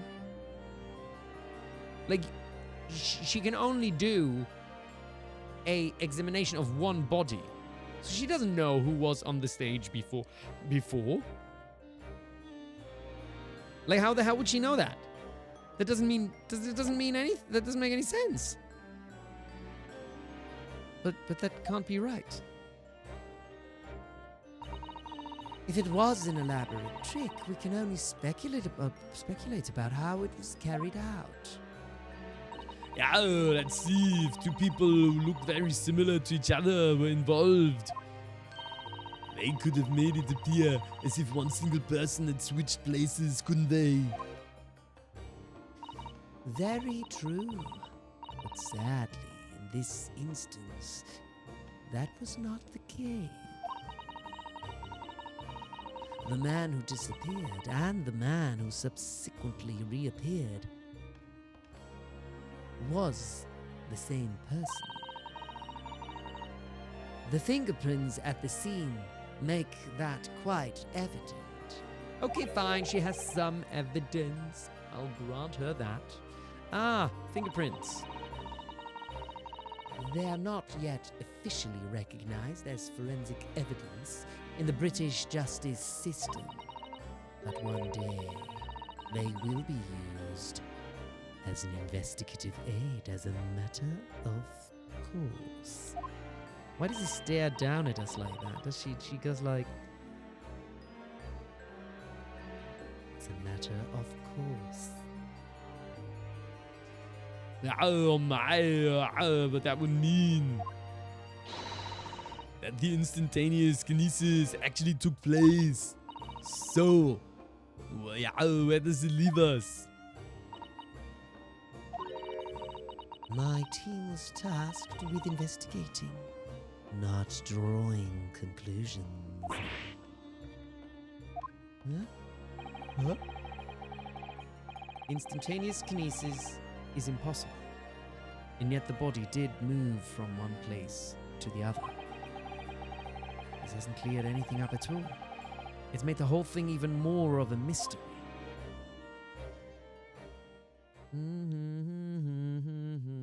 Oh, okay. What the hell? Mama?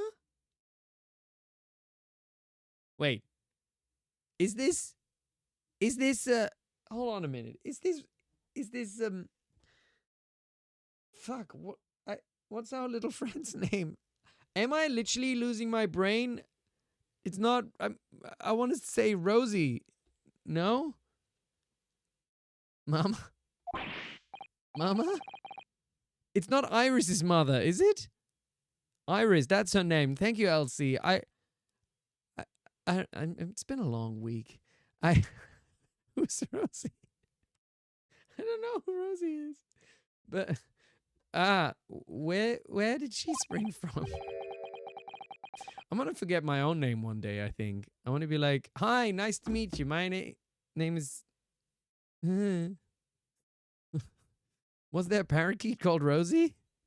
Or the parakeet was called Rosie? That was the one that Chomes that we thought was dead. And did you just call the doctor Mama? My name is Mike. Wait, who the hell? What the hell's going on? This is a lawyer, dear. What does she sound like? Oh. Hello.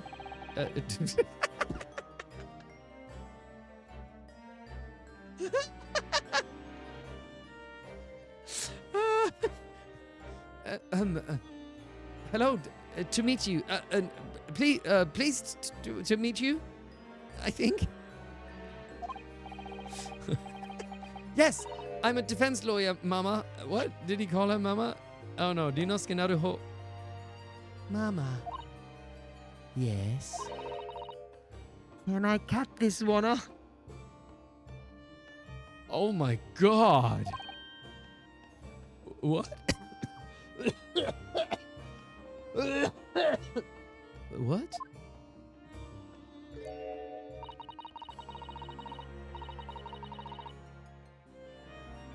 I've never seen the inside of... I've never seen inside an Eastern person before. I want to know what it looks like. Of course you can't. It's it's alive. Listen in, as you can very well see. Oh, boring.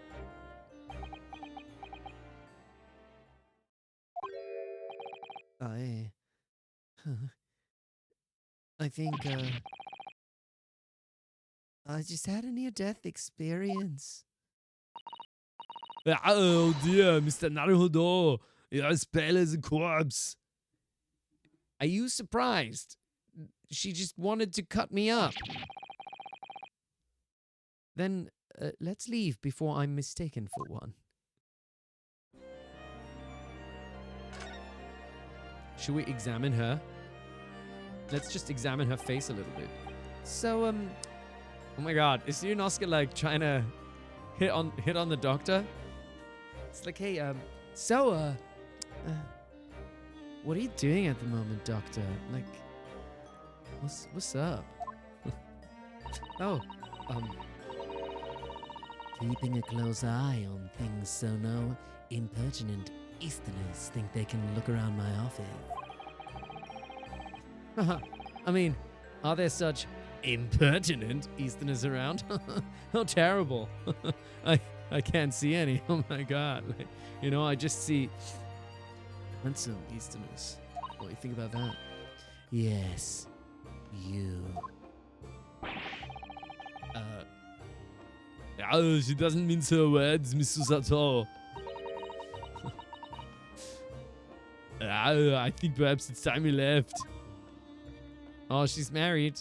She's also racist and wants to, like, her daughter wants to cut me up. So, I don't think I really want to be with her. I just tried something. Is there something else we can observe just to see how she reacts?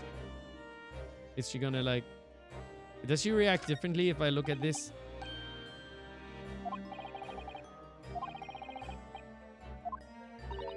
Do you have nothing? No, it's still the same dialogue. I thought maybe she would interrupt us or something like that. Which is a bigger hurdle, being racist or being married? I don't think it's like comparing the two. I think they're just both, like, how do you call them? No-go zones or something, you know? Like, unless it's an open marriage or something, or it's, you know, polyamorous or something. But if that's not the case, then see, there are some circumstances in that case where marriage is not a deal breaker. You know, in those circumstances, in polyamory or something. But I think racism is always a deal breaker. So actually, if you're gonna rank them, racism is the bigger deal breaker. Is that fair? I think that's fair.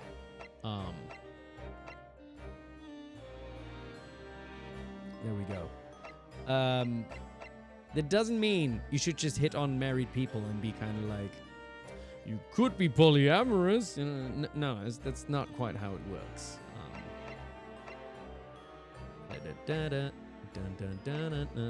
Where are we going next? Wait, we haven't been here yet, have we? Oh, she hasn't been. Susato hasn't been anywhere, has she? Are you sure we've asked everything we need to, Mr. Naruhodo? Do you know? I don't believe we... Yeah, we haven't. I always feel so nervous here. Maybe we'll go back to talking to our... Is he in here? Oh my god, he's going crazy.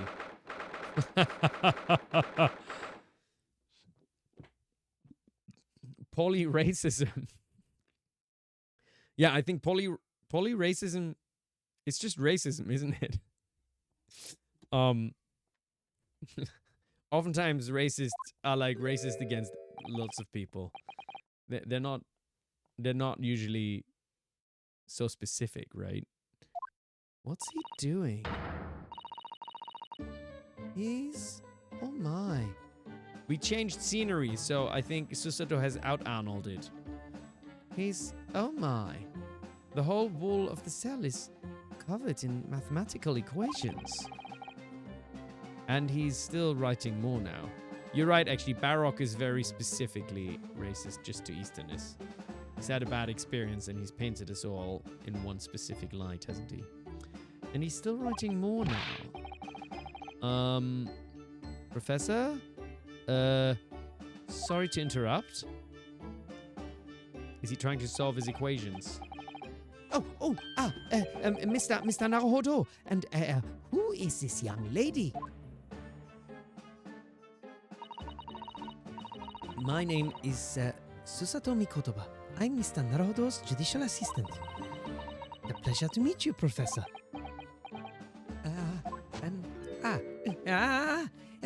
If only I'd met a refined young woman like you sooner. What are you talking about? None of this would have happened. No, that's not logical. That makes no sense at all. Oh, dear, I'm sorry if my presence here upsets you. I owe you an apology too, Professor. I didn't manage to deliver what I promised you I would in court this morning. Is he gonna explain why he's, like, talking about Susato this way? Isn't she? She's 16. Yo, chill here, brain. She's 16. I don't know what you're talking about. Are you gonna explain yourself? No. No. The whole thing, the whole miserable affair. It all happened because I've been such a complete and utter clot. Professor Hairbrain, what have you been working on in your cell?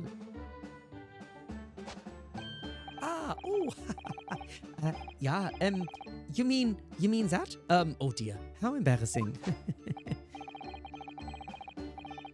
I was suddenly struck by an idea, you see, and I simply had to write it down. The ball was all I had to hand. Oh, is it, some new, hypothesis? Something to surpass super high voltage instantaneous kinesis, maybe? No, actually, this is my, autobiography. Your autobiography? How I was diddled and fiddled by Albert Hairbrain?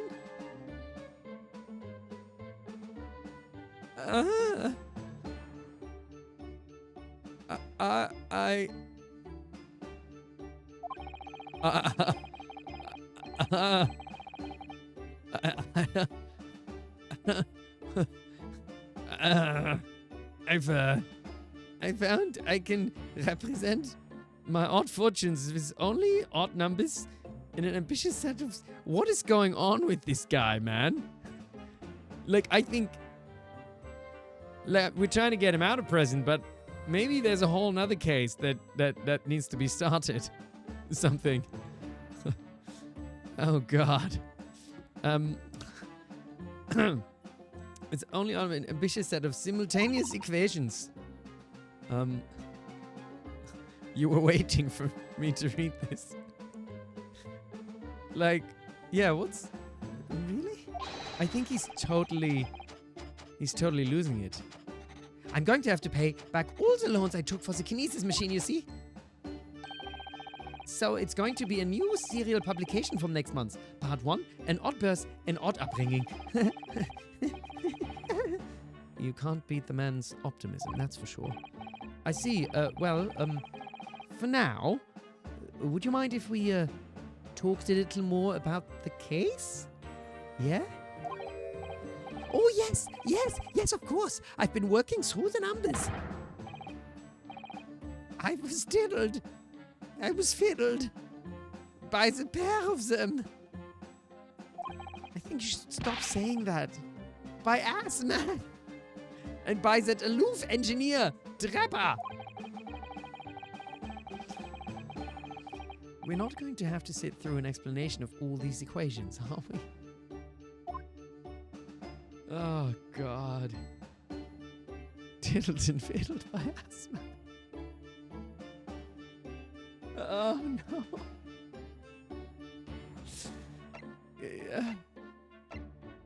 Is this, I mean, the people who translate this are very good at English, I think, so I'm sure they know what they're doing. Right, converse. This morning's trial. Everything I believed in has been turned on its head. My research, Mr. Assman, the kinesis machine, my hypothesis, my hypothese, even. I'm sorry it's come to this. There was really no other way. No, it's not your fault. I wanted to protect my work, but in the end, there was nothing worth protecting. It was never my intention to deceive anyone. I didn't want to trick the public. No, of course you didn't. But in court this morning, I realized something. Oh? If you've done something wrong without knowing it, you've still done something wrong. Logically, it makes no difference if you were aware of it or not. Ignorance is a poor excuse. The blame still lies with me. Oh, Professor. He believed in me this morning, you know. Baroque did. He believed in my hypothesis. Well, I think that was just a necessary factor in the prosecution establishing its case. No, Baroque wouldn't do something like that. I'm sure he genuinely believed it. Did he? I think I understand now. Why it was that he decided to take on the prosecution in my trial, I mean. All right, tell us about it. After the terrible accident happened, nobody would believe in my hypothesis anymore. Not the police, not the prosecution service, not any lawyers even. I feel like I dealt some kind of finishing blow there. So if any other prosecutor had taken the case, if it was anyone other than Baroque, I'm sure the prosecution would have declared my hypothesis a complete and utter nonsense. And in that case, you would have been declared a fraud to yourself, Professor. Exactly, which would have been a fate worse than death for me. But Baroque insisted that I was a proper man of science from start to finish. You think that's why he... I know him very well indeed. He's an extremely kind-hearted soul. But that extremely kind-hearted soul spent all morning trying to paint you as a murderer, didn't he? Well, admittedly, that part of the analysis appears to have some flaws in it. And what about the whole Reaper side of things? How does that fit in with the kind-hearted soul idea?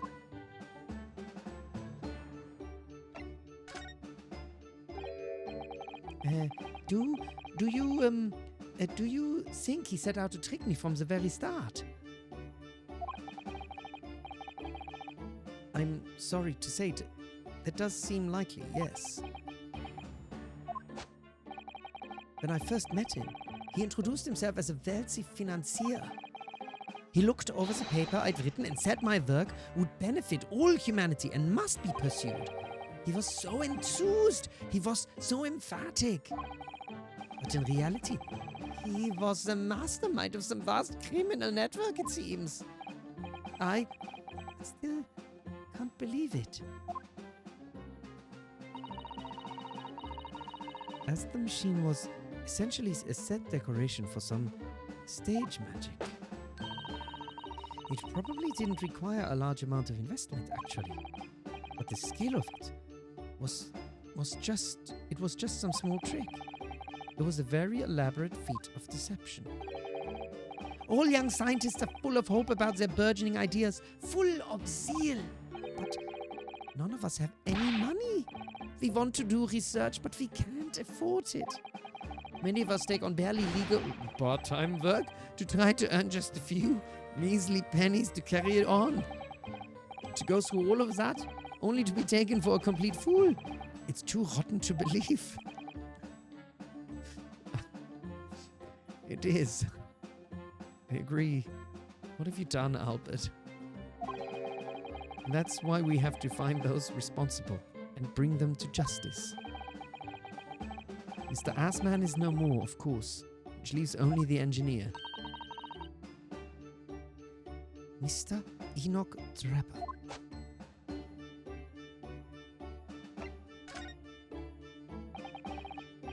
Is he an engineer, or a magician, or a swindler? It was about a year ago when Mr. Assman first brought Draper to meet me at the lab. It was about a year ago when Mr. Assman first brought Draper to meet me at my laboratory. Since then, I've met him many times to discuss details about the kinesis machine. But at no point did you have any inkling that he was just an illusionist? Oh, he definitely wasn't just an illusionist. What do you mean? He was a wealth of deep scientific knowledge. There's no question that the man's genuine, that the man's a genuine scientist. It's instantly apparent in conversations. I see. But the wretched man deceived you, Professor. It's unforgivable. We must do everything we can to find him and bring him to justice. Are there no more clues you can give us as to his whereabouts? I'm sorry.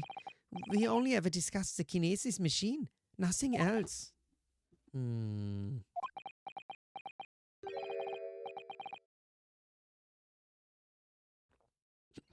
Oops. Excuse me. Although, just once, I did visit his workshop. What workshop? Draper's enormous fabrication laboratory, where he constructed my great machine. Why didn't you mention this before? Enoch Draper's workshop. There's every chance we might find the man there. Oh dear. Silly man. Silly man. So you've been to Draper's place of work then? Yes, just once, you understand. It was an enormous place. Plenty of room to construct the kinesis machine, you see? Where can we find it? We have to go there at once. There's a good chance that we'll find Draper there. Well, yes, definitely, I'm sure. As in, I'm sure you're not going to want to hear this. But I have absolutely no idea where the workshop is at all. I'm so sorry. I was more than half expecting that. You see, I was blindfolded in the carriage the entire way there. He blindfolded you? I wasn't taking any chances there. The place was incredible. The pinnacle of modern engineering. Even the oil he used was the very best. A special French machine oil that's impossible to obtain in Britain. The indescribable scent of that imported oil. Perfumers across the world should forget their secret formula and use that instead. What do you think, Miss Susato? Order machine for your next birthday? I've never used any kind of perfume, Mr. Naruhodo, and I'm not sure I'd like to start with that. I don't suppose you know even part of the workshop's address, Professor. You don't have a business card for Mr. Draper, for example? The man was clearly very cautious, Mr. Sato. I have had enough of this harebrain. How is he meant to be smart? If he now comes up with a business card with an address on it, I'd be like, smack back. Yes, I do. He gave me his business card once. It's right here, look. Oh my god. Let me see that. Throw etiquette to the wind, why don't you?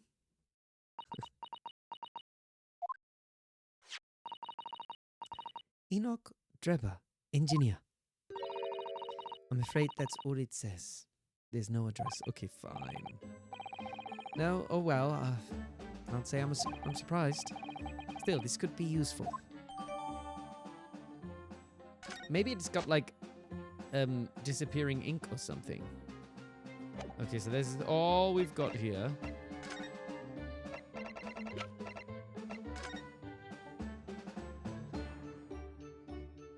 Okay. What is this? Now, what is this? This dark smudge here. I think perhaps it's machine oil? Ah, yes, possibly. Professor Hairbrain mentioned something about the oil Mr. Drebber uses, didn't he? He said it was specially imported, very high-quality oil that's impossible to obtain in Britain? Yes, that's right. But more importantly, that it's more fragrant than the finest perfume. So, excuse me a moment.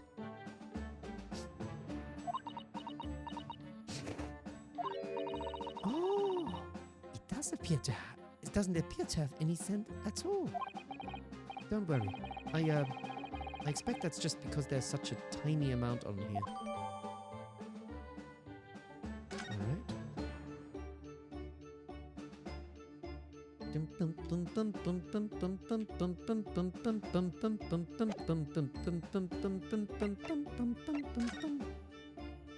Ah!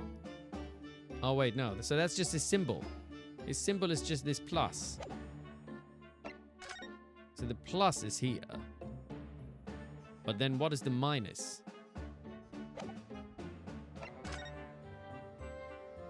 Okay. Okay, so we have a plus. Do we have a minus somewhere?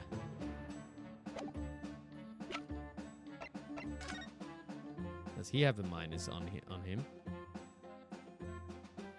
I don't see him. Nope, this is not a minus. Our investigation brain is... What about this one? Does this have a minus on here?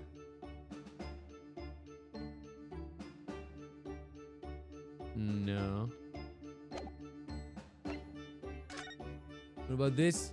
Any minuses? No. Okay. Alright, well...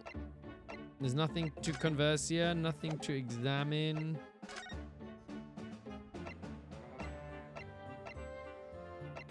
Forensics.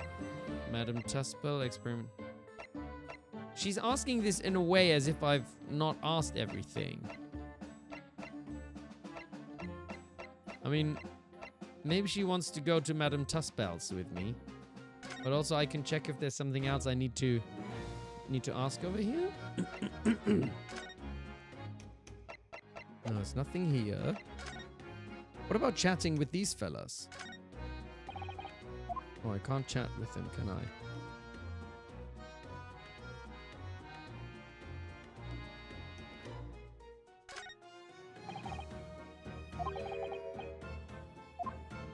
Okay, so I can't go here anymore. Oh, more balloons. Oh, look, a flying balloon. I've never seen one in the flesh before. I can't understand how they can fly. Fly so high. Oh, but I think of the view, Mr. Naruhodo. You must be able to see for miles and miles. Has anyone ever been on one of those balloons? I've never been. I do think of it. And it terrifies me. I mean, it would be certain death if you fell out. I'm sure they're perfectly safe. After all, they've been invented by some of the brightest minds in the world. They do seem scary. I don't think I would sort of dare. Also, it's like, where do they go? Can you even control where they go? Let's not forget that we know at least one has exploded.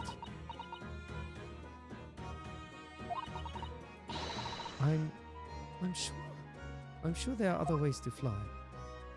Yes. Okay, second balloon. The stage up there is where the experiment was set up. It's very high, isn't it? About 30 feet, I believe, or 9 meters if you prefer. Craning your neck up to see up to it starts to hurt after a while, doesn't it? Yes, we need you to get up there and look around properly. Although, if I'm honest, climbing all those stairs makes my chest hurt. Oh gosh. Yeah, he needs to do some workout, doesn't he? I think perhaps you should do exercise more, Mr. Naruhodo. Okay. It seems like there's nothing else left, is there?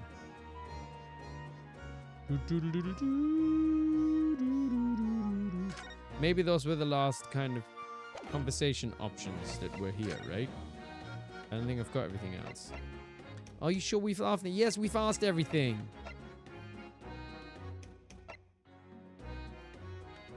Maybe, I guess maybe I could, just for funsies.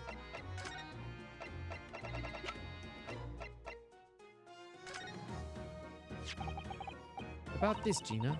Yeah, I'm still learning letters at the moment. I only know A to E, so if it ain't too much bleeding trouble. Oh shit, you can't. Actually, Gina, it's the back of the card that's important. Eh? How come?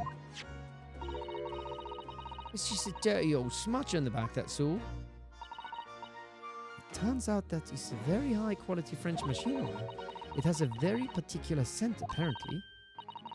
You don't say. Let's have a whiff then.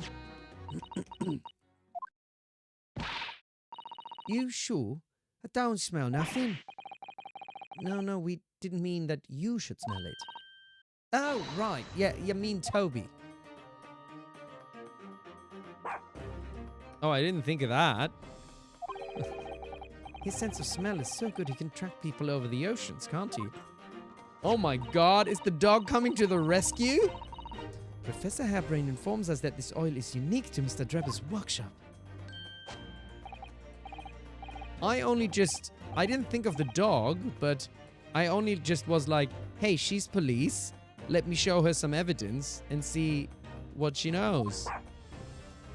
But I think he's picked up a scent.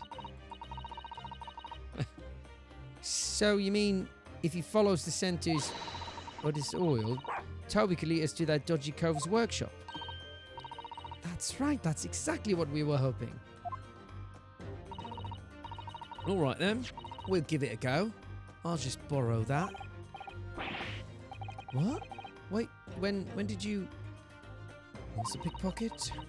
If I can lead everyone to that Drebber's workshop, I'll be the boss's boss before next week. Oh, yes, Gina. I'm sure you'll be promoted. Poor Gregson.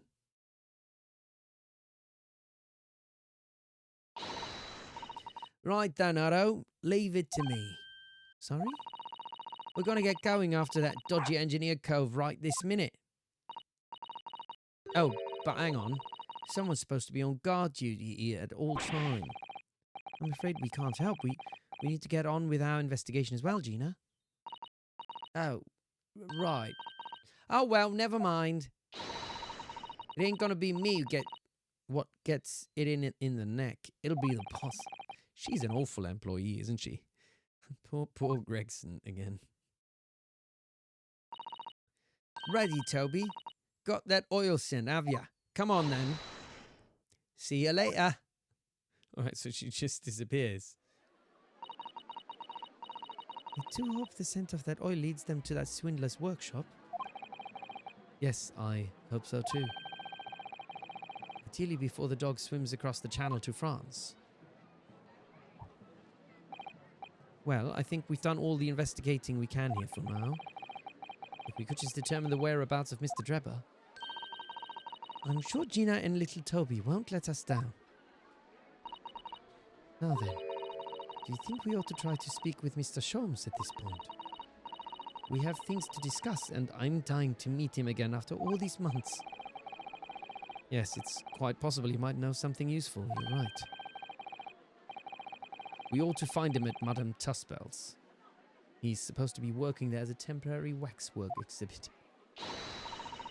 Yes, Iris told me all about his latest unusual adventure. Very unusual indeed. All right, let's see what's up here. Oof. Madame Tuspel's Museum of Waxworks. Oh my. No wonder it's called the House of Horrors. I'd like to turn on my heelets and go straight home via the confectionery. Being scared makes you crave sweets. I can understand that. But you know, there's something about that waxwork over there.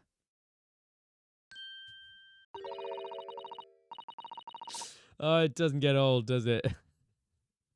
It doesn't get old. Oh, he's just there with a freaking classic. It looks exactly like Mr. Shams, down to the very last detail. Not strange at all. What is it? Oh, sorry, I think you'll find that's the temporary waxwork himself.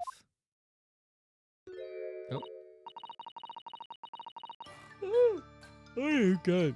Got a bit sleepy. What voice did she have again?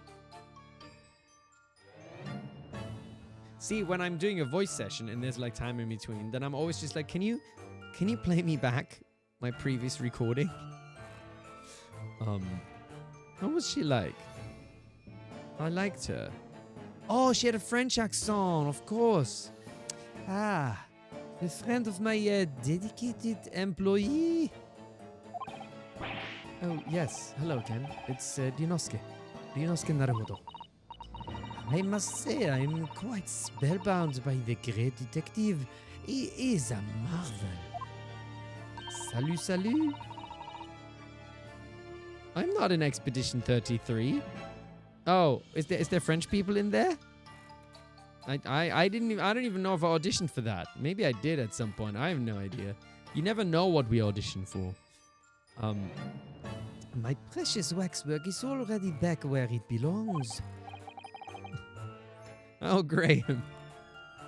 What? But is that just because... Is there a lot of French people in Expedition 33? Oh, is that why? Oh. Ah, well. Maybe next time. You don't... But it sounds like it's meant to be really, really good, isn't it? I think Kitchen, you were also playing it, weren't you? And saying how much you liked it. You don't mean... French characters by a French studio. Very French. But a lot of the main characters are not. I mean, it's Jennifer English and... What's the Gollum guy called again? Andy Serkis and stuff. I mean, they're not French, right? Does it have French actors in it as well? But yes, the mystery is solved already. Wow. Mr. Shams can really engage his brain when he's hungry enough. Have ads always been nice? I'm kind of like... I think they... Basically, you can choose different... Either to do longer and less, or you do shorter and a lot. I don't know. What do people prefer? Do people prefer longer ads and less of them, or shorter ads and more of them? Maybe we can do a poll after the ad ends. So, as you can see, he has returned to his habitual duties. Yes.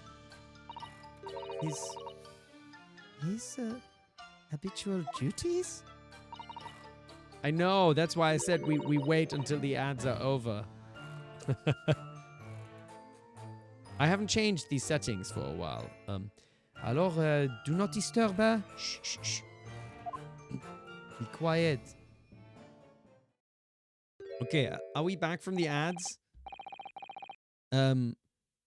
So you're not getting ads. Question: while the ads were running, I wondered, do people prefer having longer ads but fewer of them, or shorter ads but more of them, so more frequently? So maybe we can do a little poll and just I'm not saying that I'll change it straight away. Also, like, I don't know, there's other people that are not in chat right now, but I'm just curious. Just curious. I can play around with it and see what people prefer. Poor Susato-san, she looks very perplexed.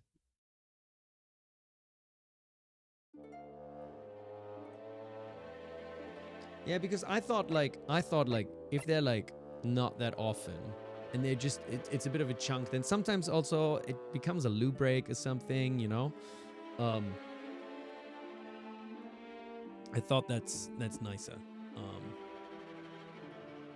You feel like longer but few makes you miss more of the game.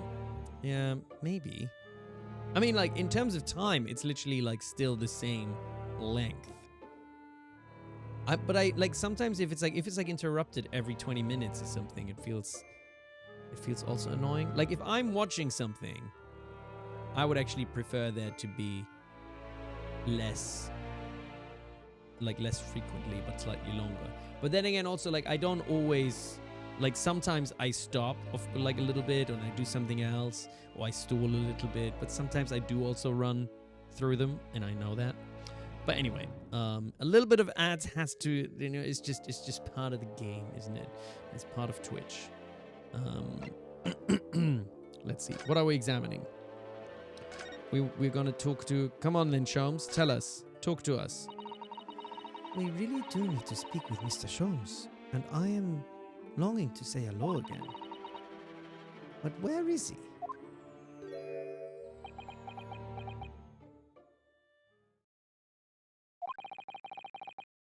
I think you might find that he's quite nearby, actually.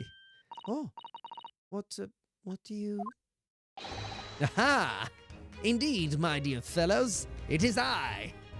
You probably weren't able to tell, but because I was hiding so well.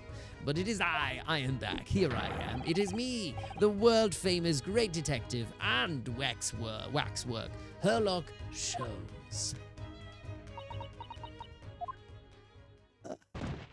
Oh no. Oh my god! She fainted? What the hell? Oh no! See, that's what you get. That's what you get, Sholmes. Yeah, you better apologize. Making a faint because you were being a twat. Lesson, don't be a twat. My most humble apologies. I thought I'd died and gone to eternal paradise for a moment via London. My dear madam, allow me to make amends by offering you a tasty free deduction at some point. As long as it's not of questionable street food quality. I don't understand. Why are you working as a waxwork here, Mr. Sholmes? Merely a secret identity, you understand, though the case is largely solved now. Largely solved? We're talking about the waxwork abduction, I presume. Indeed we are, my good fella. As I predicted, it was as easy as proverbial pie. Though I confess, I'm yet to partake of the pie, proverbial or otherwise, or any food so far today for that matter. Rumble, rumble, rumble. That stomach rumble echoed around the whole museum. So how did you manage to solve it so quickly? Do remember I said it was largely solved. Anyway, I simply negotiated with the culprit. Are you familiar with this so-called telephone? Oh, that seems like a pretty clear-cut poll. 95% longer ads for your times. So I think I'll stick with that. Maybe I'll make it even more time in between. I think it's now set to like every 40 minutes or something like that. But maybe I'll just do it once an hour or something. But then they become even longer. So as I found like the balance, I think, between like, you know, if there's like an hour in between, then they end up being like 2.5 minutes or 3 minutes or something. And that feels like too long also. Anyway. Oh, yes. It's a most modern invention, allowing you to hold a conversation with people far away. In Japan, only the imperial capital and a handful of other cities are connected as yet. This morning, a telephone call was received here from the perpetrator of the abduction. As such, I was able to negotiate terms, and in the end, the waxwork was returned. That's amazing. Just between you and I, it would appear the culprit has always intended to return the stolen waxwork. Excuse me. I had some rumblings of my tummy here. In any event, Oh, but I thought whoever was responsible had demanded a ransom, no? yes, I think perhaps the ransom demand was necessary to avoid unwanted suspicion regarding the true motive. But does that not mean your negotiating was entirely unnecessary?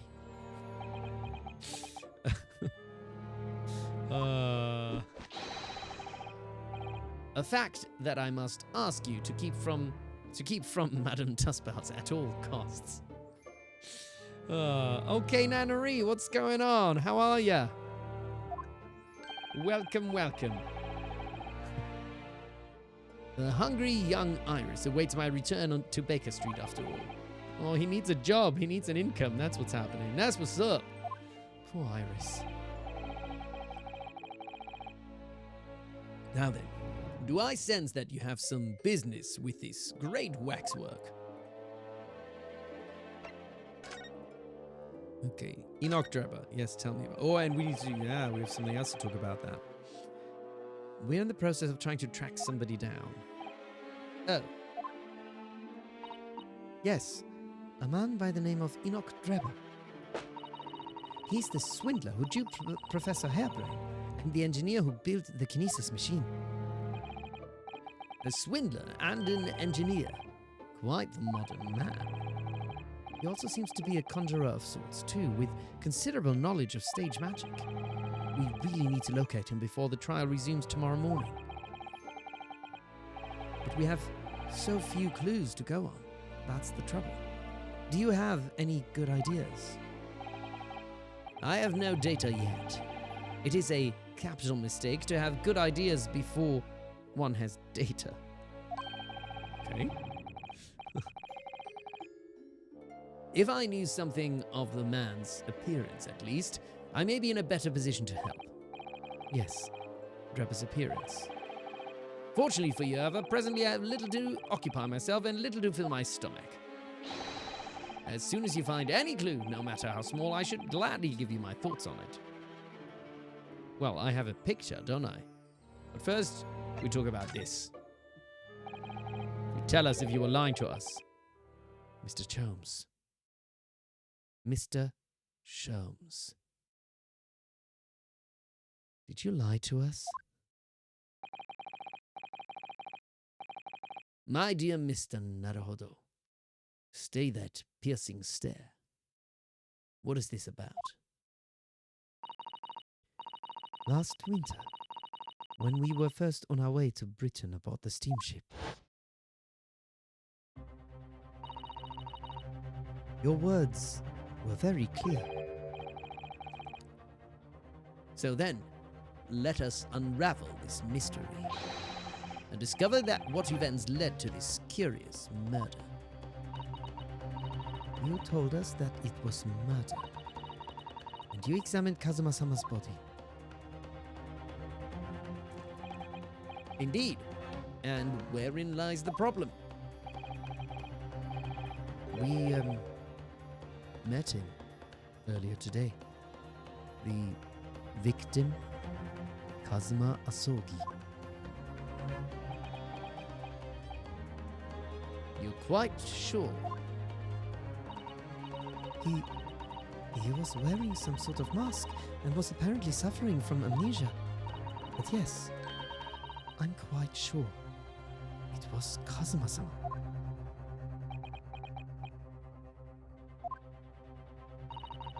How has, like, she noticed it immediately, and Ryunosuke did not even think of it at all? You must have known at the time, Mr. Sholmes, that he wasn't actually dead.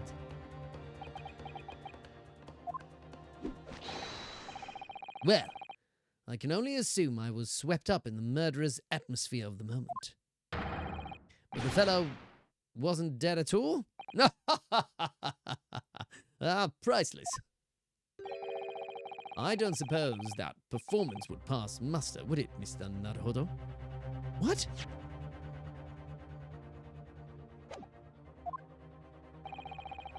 I could believe that the crewmen present at the time made a mistake, but not you, Mr. Sholmes. I will now tell you something of the first importance, my dear fellow. Great detectives are wont to lie. It will serve you well to remember that. Please, Mr. Sholmes. Tomorrow in court, you will find yourself on the threshold of a very great mystery. For now, I'm afraid that is all I can say.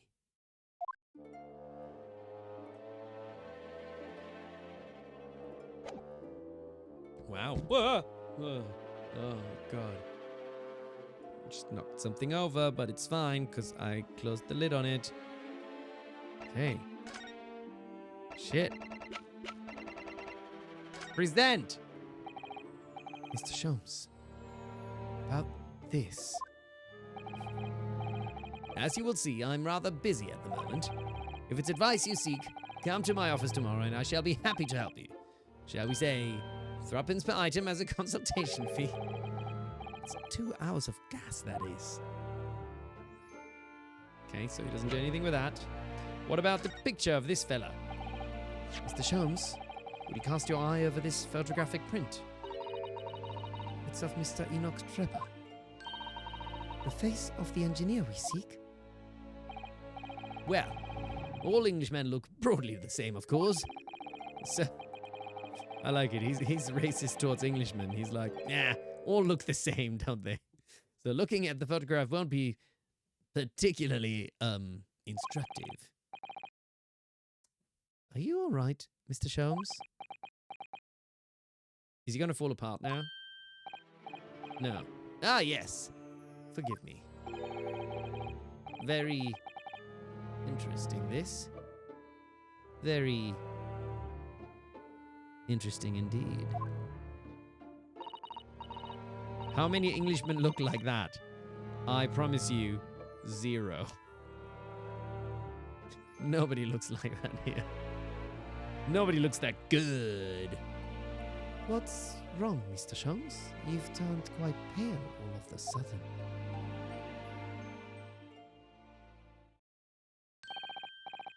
I have a suggestion, Mr. Naruhodo. Will you indulge me? Oh, well, what is it? As I explained to you when you arrived, the missing waxwork has been returned. And I personally reinstalled it in the exhibit from which it was taken, behind those thick curtains.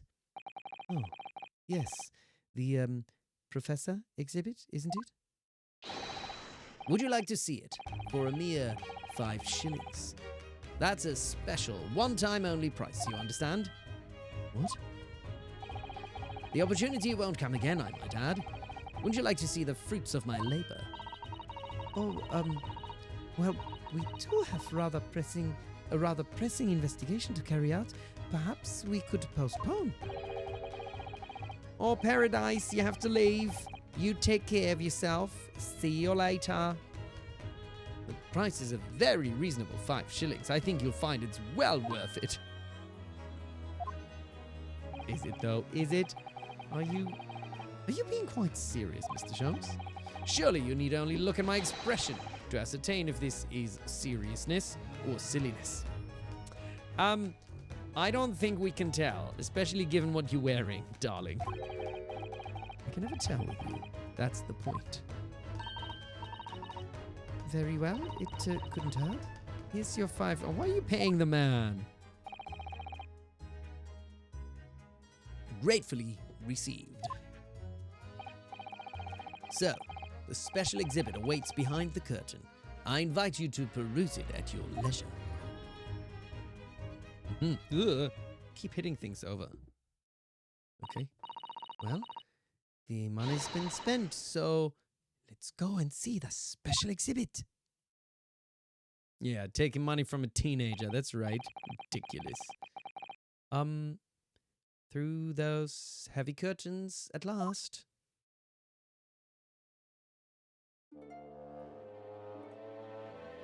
All right. Wait. So are we? No. How do we go through there? Okay. 5 shillings we've had to pay. It doesn't seem right somehow that Mr. Sholmes slipped the money into his own pocket, does it? No. Ah, we could ask Gina to retrieve it for us, using her special skills. Pickpocketing police officers and diddling detectives. Is this what makes Britain great? Oh, oh, damn. Nice burn, Ryunosuke. Oh, that's, oh, damn. Oh, not to mention demigod. Why does he keep calling him a demigod? What are you trying to tell us, Ryunosuke? Not to mention demigod prosecutors taking the law into their own hands or chip-loving inspectors.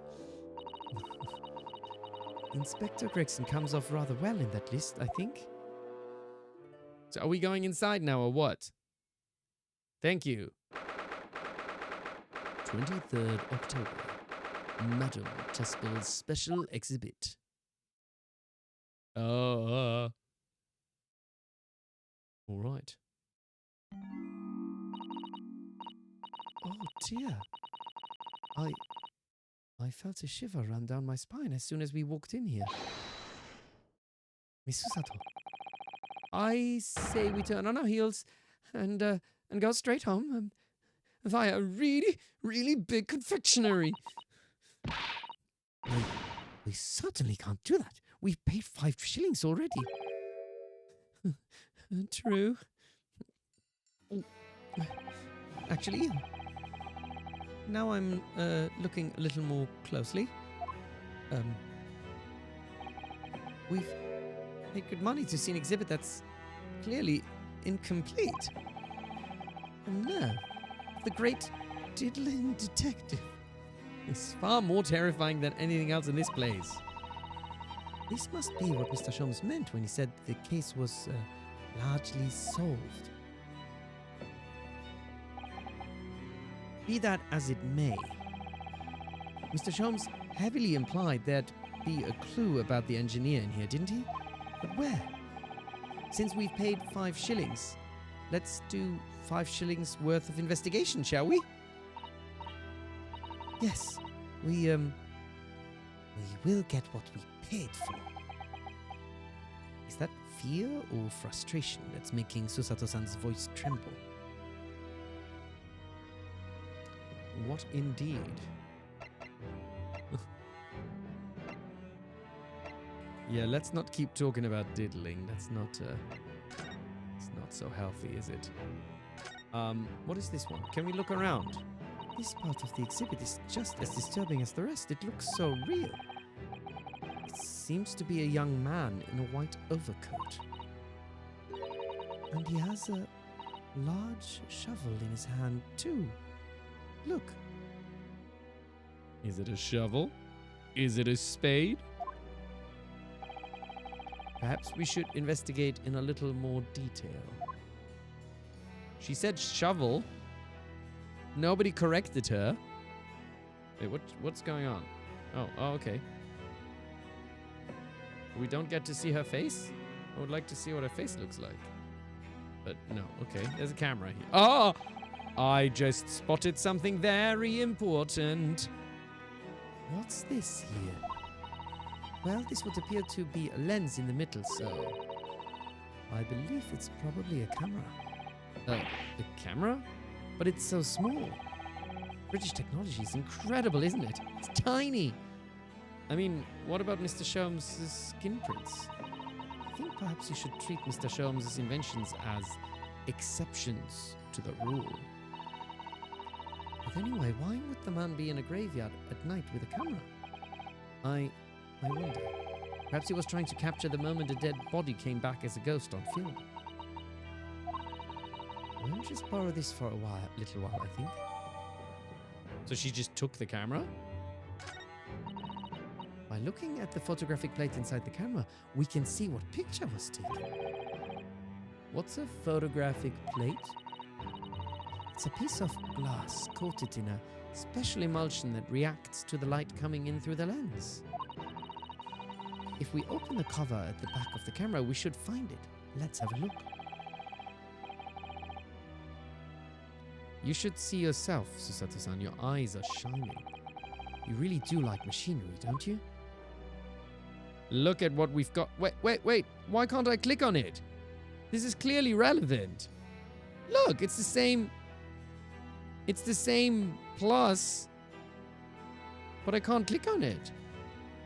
This seems really relevant, doesn't it? It's the same plus that this is like some kind of cult or something. It's the plus cult. Or it's just a brand. Maybe it's a brand. What a large shovel. He's holding it rather ominously, isn't he? You gotta go to your eye appointment, NEJ Live. No worries. Hope your eyes are well, or if they're not, then I hope they get well. Either way. Or you get glasses. Whichever you do. What on earth was the man doing with a shovel in a graveyard in the middle of the night?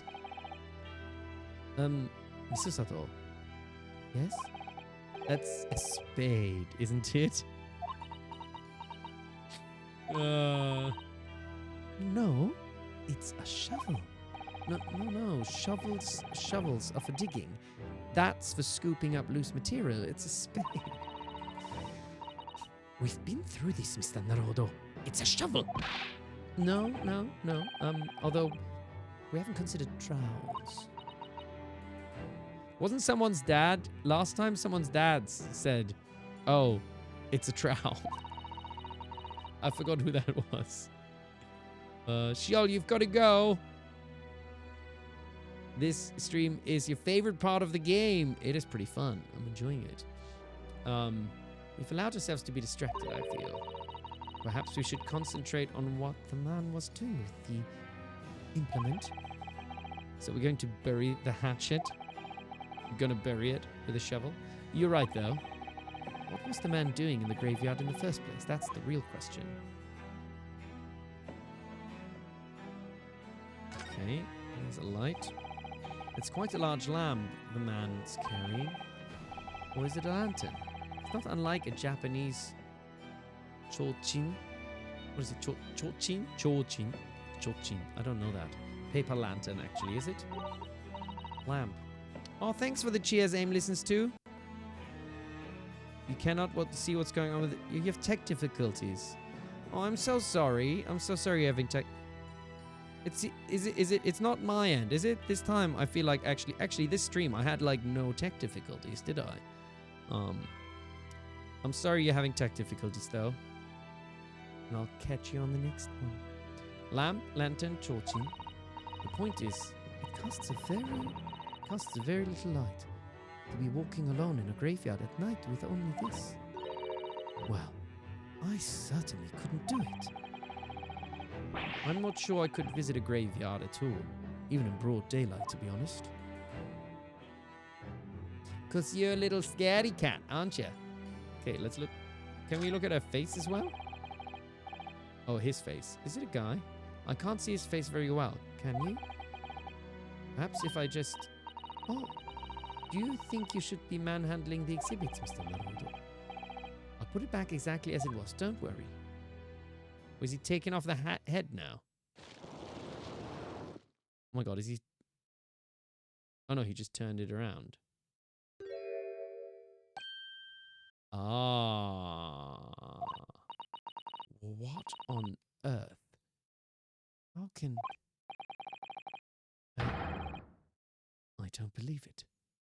black monocle. Mr. Naruhodo, It's Dreba, isn't it? is it possible that this man is... Yes. It's Enoch Dreba.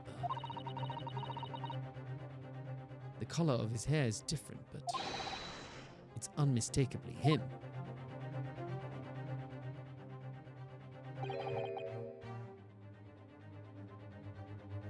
Okay, who's turned up now? Is it Dreba?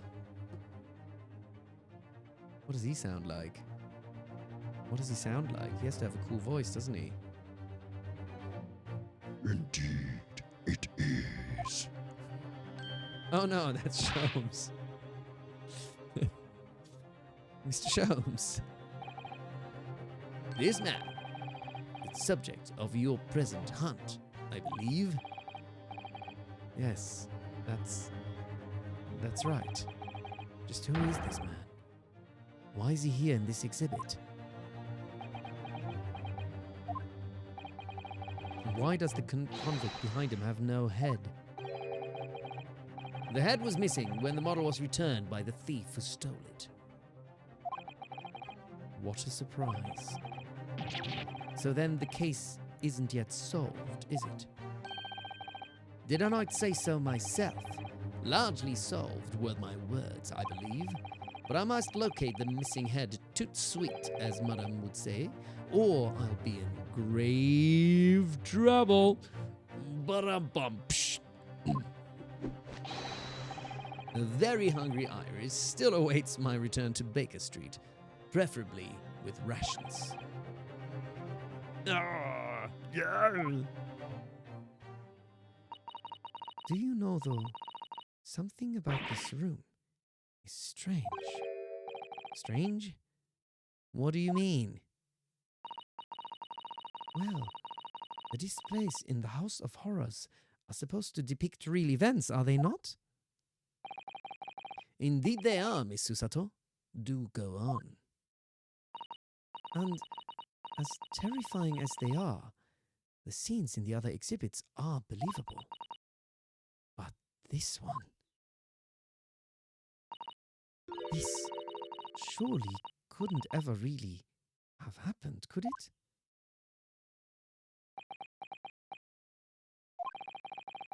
I think it's time I educated you a little about the nature of the incidents involving the professor 10 years ago. Okay. It's happening. Are we getting information now? Finally. The resurrecting convict. I believe I told you a little about the professor yesterday, did I not? He took the lives of 5 victims, everyone being either a member of the aristocracy or royalty. All were attacked by an enormous hunting hound and had their throats ripped from their bodies. Oh gosh, an enormous hound. How awful. After taking the life of his 5th victim, the killer was apprehended. It was a case of unprecedented magnitude in Britain, you understand. Accordingly, the professor was tried in a closed court. No member of the public were permitted. No members of the public. A closed court? So you mean that the professor's identity... As you've surmised, my dear fellow, his identity was never made public. Naturally, he was found guilty and was summarily sentenced to death by hanging.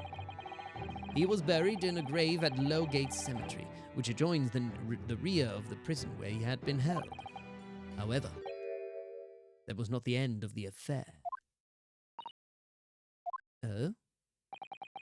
The very night that he was buried, the convicted man came back to life. Came back to life? He clawed his way out of the ground and emerged into the moonlit graveyard. The exhibition here depicts that very scene, as described by the sole witness to those chilling events. there was a witness? But of course, my dear fellow, it was none other than the young man in the white overcoat. Enoch Drebber. He saw it happen.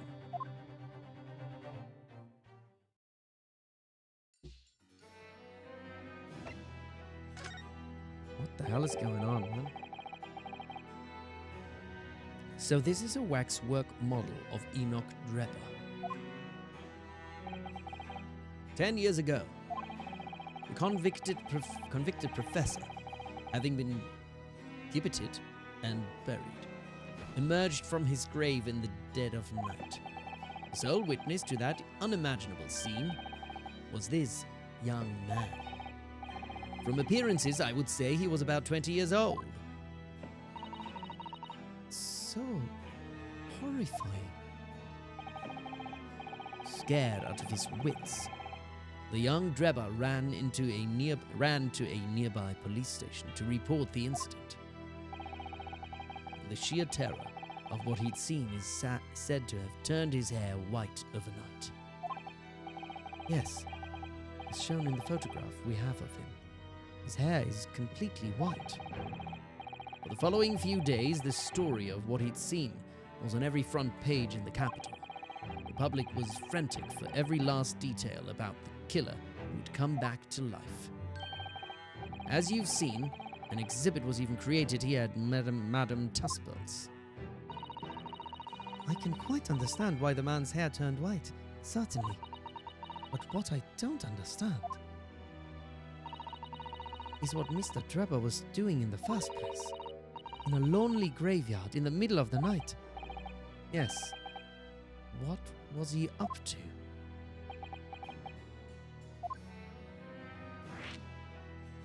Following the execution, the professor's acts of terror threw London's upper classes into complete panic 10 years ago. It was a great scandal, one might say, at the very highest levels of society. Thumbs up? Wait. Were they thumbs ups because of like this?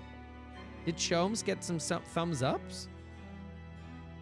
Is that what happened?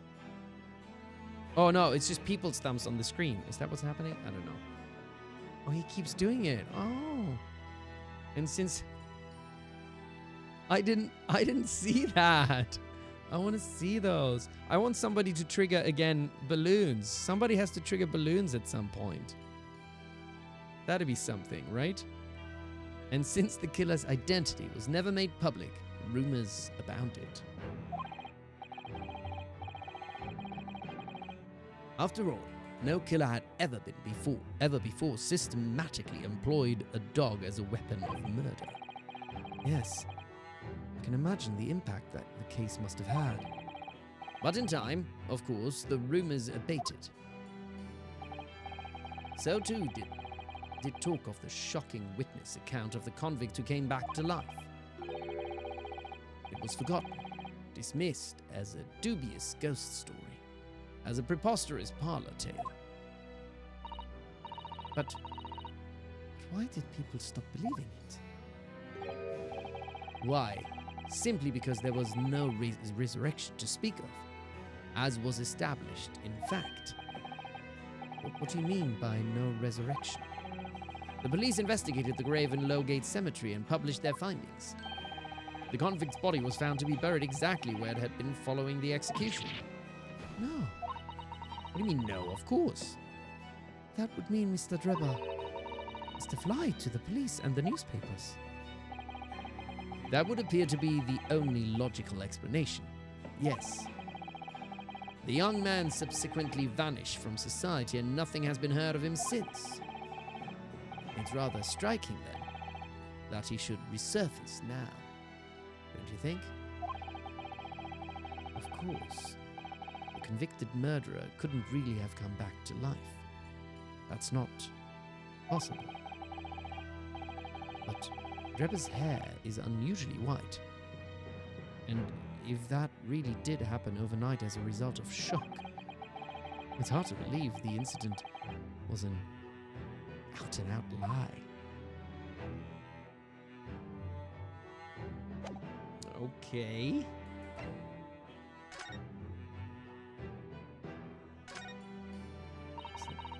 This must be the killer. The fiend known as the Professor. Yes, I think so. According to what Madame Tuspel said. He killed 5 victims, all of noble or royal blood. So he killed also, he's the one who killed Clint, is he? The waxwork is so lifelike, isn't it? Except for the head. Like all the models in this place. I know. It looks like it could start moving at any moment, doesn't it? If only it had a head, that is. See, you and I, always on the same page. Perhaps we should examine it in a little more detail. So what's the 139 about? I guess is that his convict number, but it's also up here? So this is the condemned man. Yes, the so-called professor. Then perhaps his head was chopped off by a guillotine, but unable to find peace, he emerged from his grave as a headless ghost. Do we have to entertain such terrifying ideas, Miss Susato? Anyway, I'm sure the model had a head once. There's a metal fitting for it, see? Then perhaps Mr. Sholmes absent-mindedly forgot to reattach it? That's an extremely absent-minded detective you're describing, isn't it? Or perhaps the thief absent-mindedly forgot to include the head when he or she returned it to the museum? And that would be an extremely absent-minded thief. Could there have been some reason why only the head wasn't returned? Well, whatever the reason. Everyone's very normal about this case, yes? Very good, very good. It's because we're also very normal. It means we don't know what the face of the infamous professor looked like, do we? Oh. There's something caught just inside the convict's jacket here. It looks like a piece of broken glass. And quite a big piece, too. It's very thick, isn't it? About 5 times thicker than normal window glazing, I'd say. Where could such a thick piece of glass have come from, I wonder? Maybe the Crystal Palace? Or the Crystal Tower? I suppose it must have been made thick to increase its strength. But why? Well, perhaps because the glass had to span a particularly wide area, such as in a big building, for example. Like a tower? Well, we've seen a large glass building recently, haven't we? And some of the glass was broken too. You don't mean... Exactly. The Crystal Tower at the Great Exhibition. But why would glass from the Crystal Tower be lodged inside this waxworks jacket?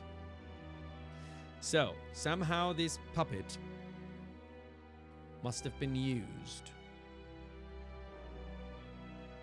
as part of the deception. It makes you think, doesn't it?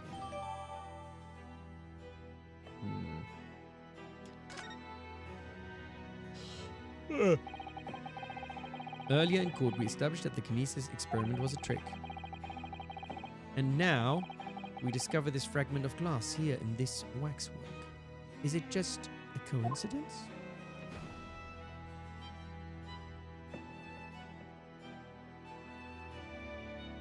I want him to comment on the number, but I guess we don't comment on numbers.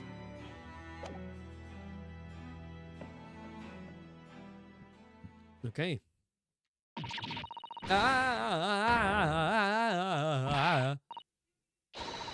What the bleeding Nora, Aldo? What have you gone and done? Gina, what are you doing here? Oh, okay, she's gonna shoot at us. I asked Iris and she said this is where you'd be, so... Gina, not so loud in the museum. Madam Tusples will have you take a position as a waxwork if you're not careful. I think there might be a more pressing concern. I still had some flash powder left from 6 months ago, so... Oh, jeez. All right, Gina, we understand, but please, put down the gun.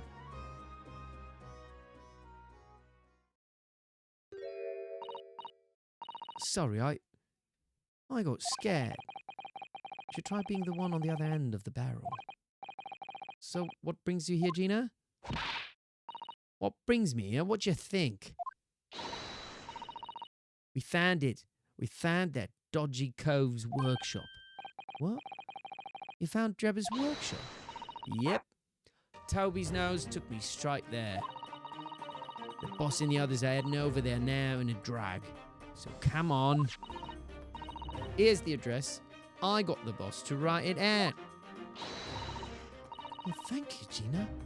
We'll make our way there at once.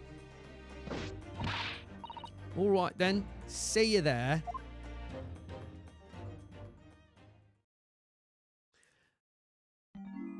And what, he's all gloomy now? You go. Don't mind me. I'll just stay here, being still. What? I know my place. In the exhibit. Over there. Oh dear. Someone is feeling sorry for himself. He doesn't have to do this, does he? Let's go, Mr. Sholmes. You're coming. Your words hearten me, I must say. But if I were to shirk my duties here, Madam would have me pay monetary recompense, and Iris's dinner plate would... Forget that. I'll pay for every... Oh, damn. Ryunosuke splashing out. Then there's not a moment to lose, my dear fella. I shall hail a carriage at once.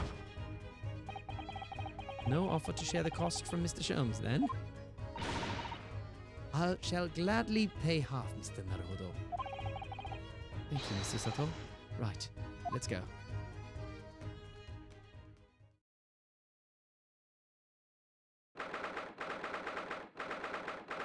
Enoch Drebber's workshop. Is there a fair bit to look at here? Because I think otherwise I might leave this investigation for next time. Because I am getting a little sleepy.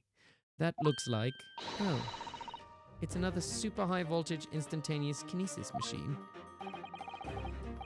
There's a lot left. Yeah. I think that's... Indeed, it would appear so. The only a prototype, naturally. Ah, so you got you then. Gina, well done for finding this place. And in such little time, you've really worked miracles. I don't know, I want to find like a natural... I like a cliffhanger, so maybe there's like something where someone appears and then I can just be like, ooh, and thanks for the follow, Tara von Regan. It's Toby who's the miracle worker. Ruff. Oh, and Gregson is also here.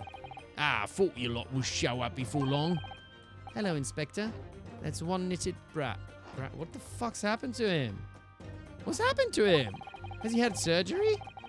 He looks like he's eating a lemon, not a bag of fish and chips. So, Inspector, is there any sign of the engineer? Sadly not. We didn't find a soul in here. Ah, well. What a shame.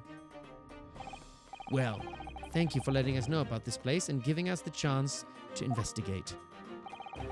According to what Gina tells me, we only found it thanks to a clue that you lot turned up.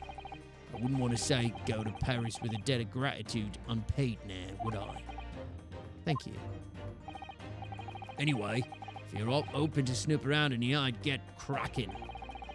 Lord Van Zieks and the forensics investigation team are on their way as we speak. Them again? I imagine you got the picture by now. They don't take too kindly to the lawyer types. Right. So then, my dear fellows, let's turn this place upside down whilst we have the chance. And on that note, cliffhanger. This is where we stop, because then next time that is a good place to begin, where, you know, it's the thing. It's like, yeah, we're gonna turn the place upside down. That's gonna happen on the next stream, which might be next week Thursday again. Actually, I think the Thursday thing works quite well, because also the week after that, I'm on the weekend again, gonna be at Anime Con, and next week I might also be away for the weekend. So maybe Wukong on Wednesday and Greatest Attorney on Thursday might work quite well.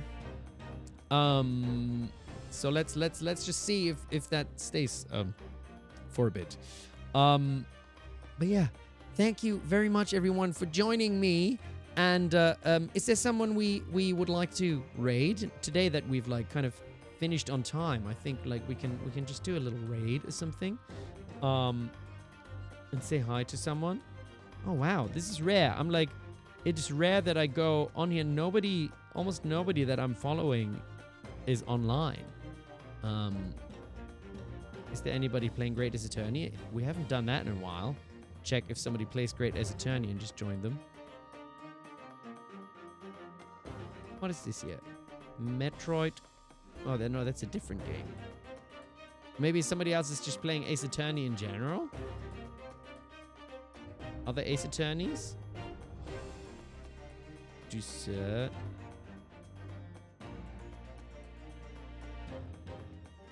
Oh, thanks for the first time chat, Lorette. Let me see. Is there someone I can... Oh, nobody's live right now. It's all right then. Then we'll leave it with the raid for this time, and we'll do it next time. But I hope you have a lovely rest of your week, and I hope I'll see y'all on the next one, and I'll send y'all my hats, and what else am I saying? You can also join our Discord. We also have like a fun Discord where like people are sharing stuff, whether it's clips or art you've made or all this stuff. Maybe in future also, I went on Safe Data Team, they like looked at like artwork that people have created. Maybe we can do that as well on here. I think that's kind of cute, and just like share it and stuff. I think that was really sweet, because a lot of people are doing really, really beautiful artwork. So maybe we can do that if people want to do that. People are also like making music and stuff. Like some people have made arrangements, and there's obviously videos and things. So if people are into that, then maybe we can do that. But I also want people to be okay with that in the Discord, right?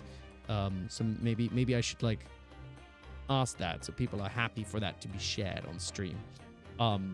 Anyway, on that note, more hearts and more balloons, and oh, somebody's graduating. Happy graduation. Who's that? Apologist Ice. Busy week for you next week as you're graduating. Oh my god, that's so exciting. Well, have a lovely week of graduating. We'll send all our loves to Apologist Ice graduating and finally becoming a lawyer. Maybe, or maybe something else. But I'm gonna then log out, and I'll catch you on the next one. Peace! Thumbs up, balloons, and confetti. Confetti, I like confetti. Bye all. Bye with confetti. Ah!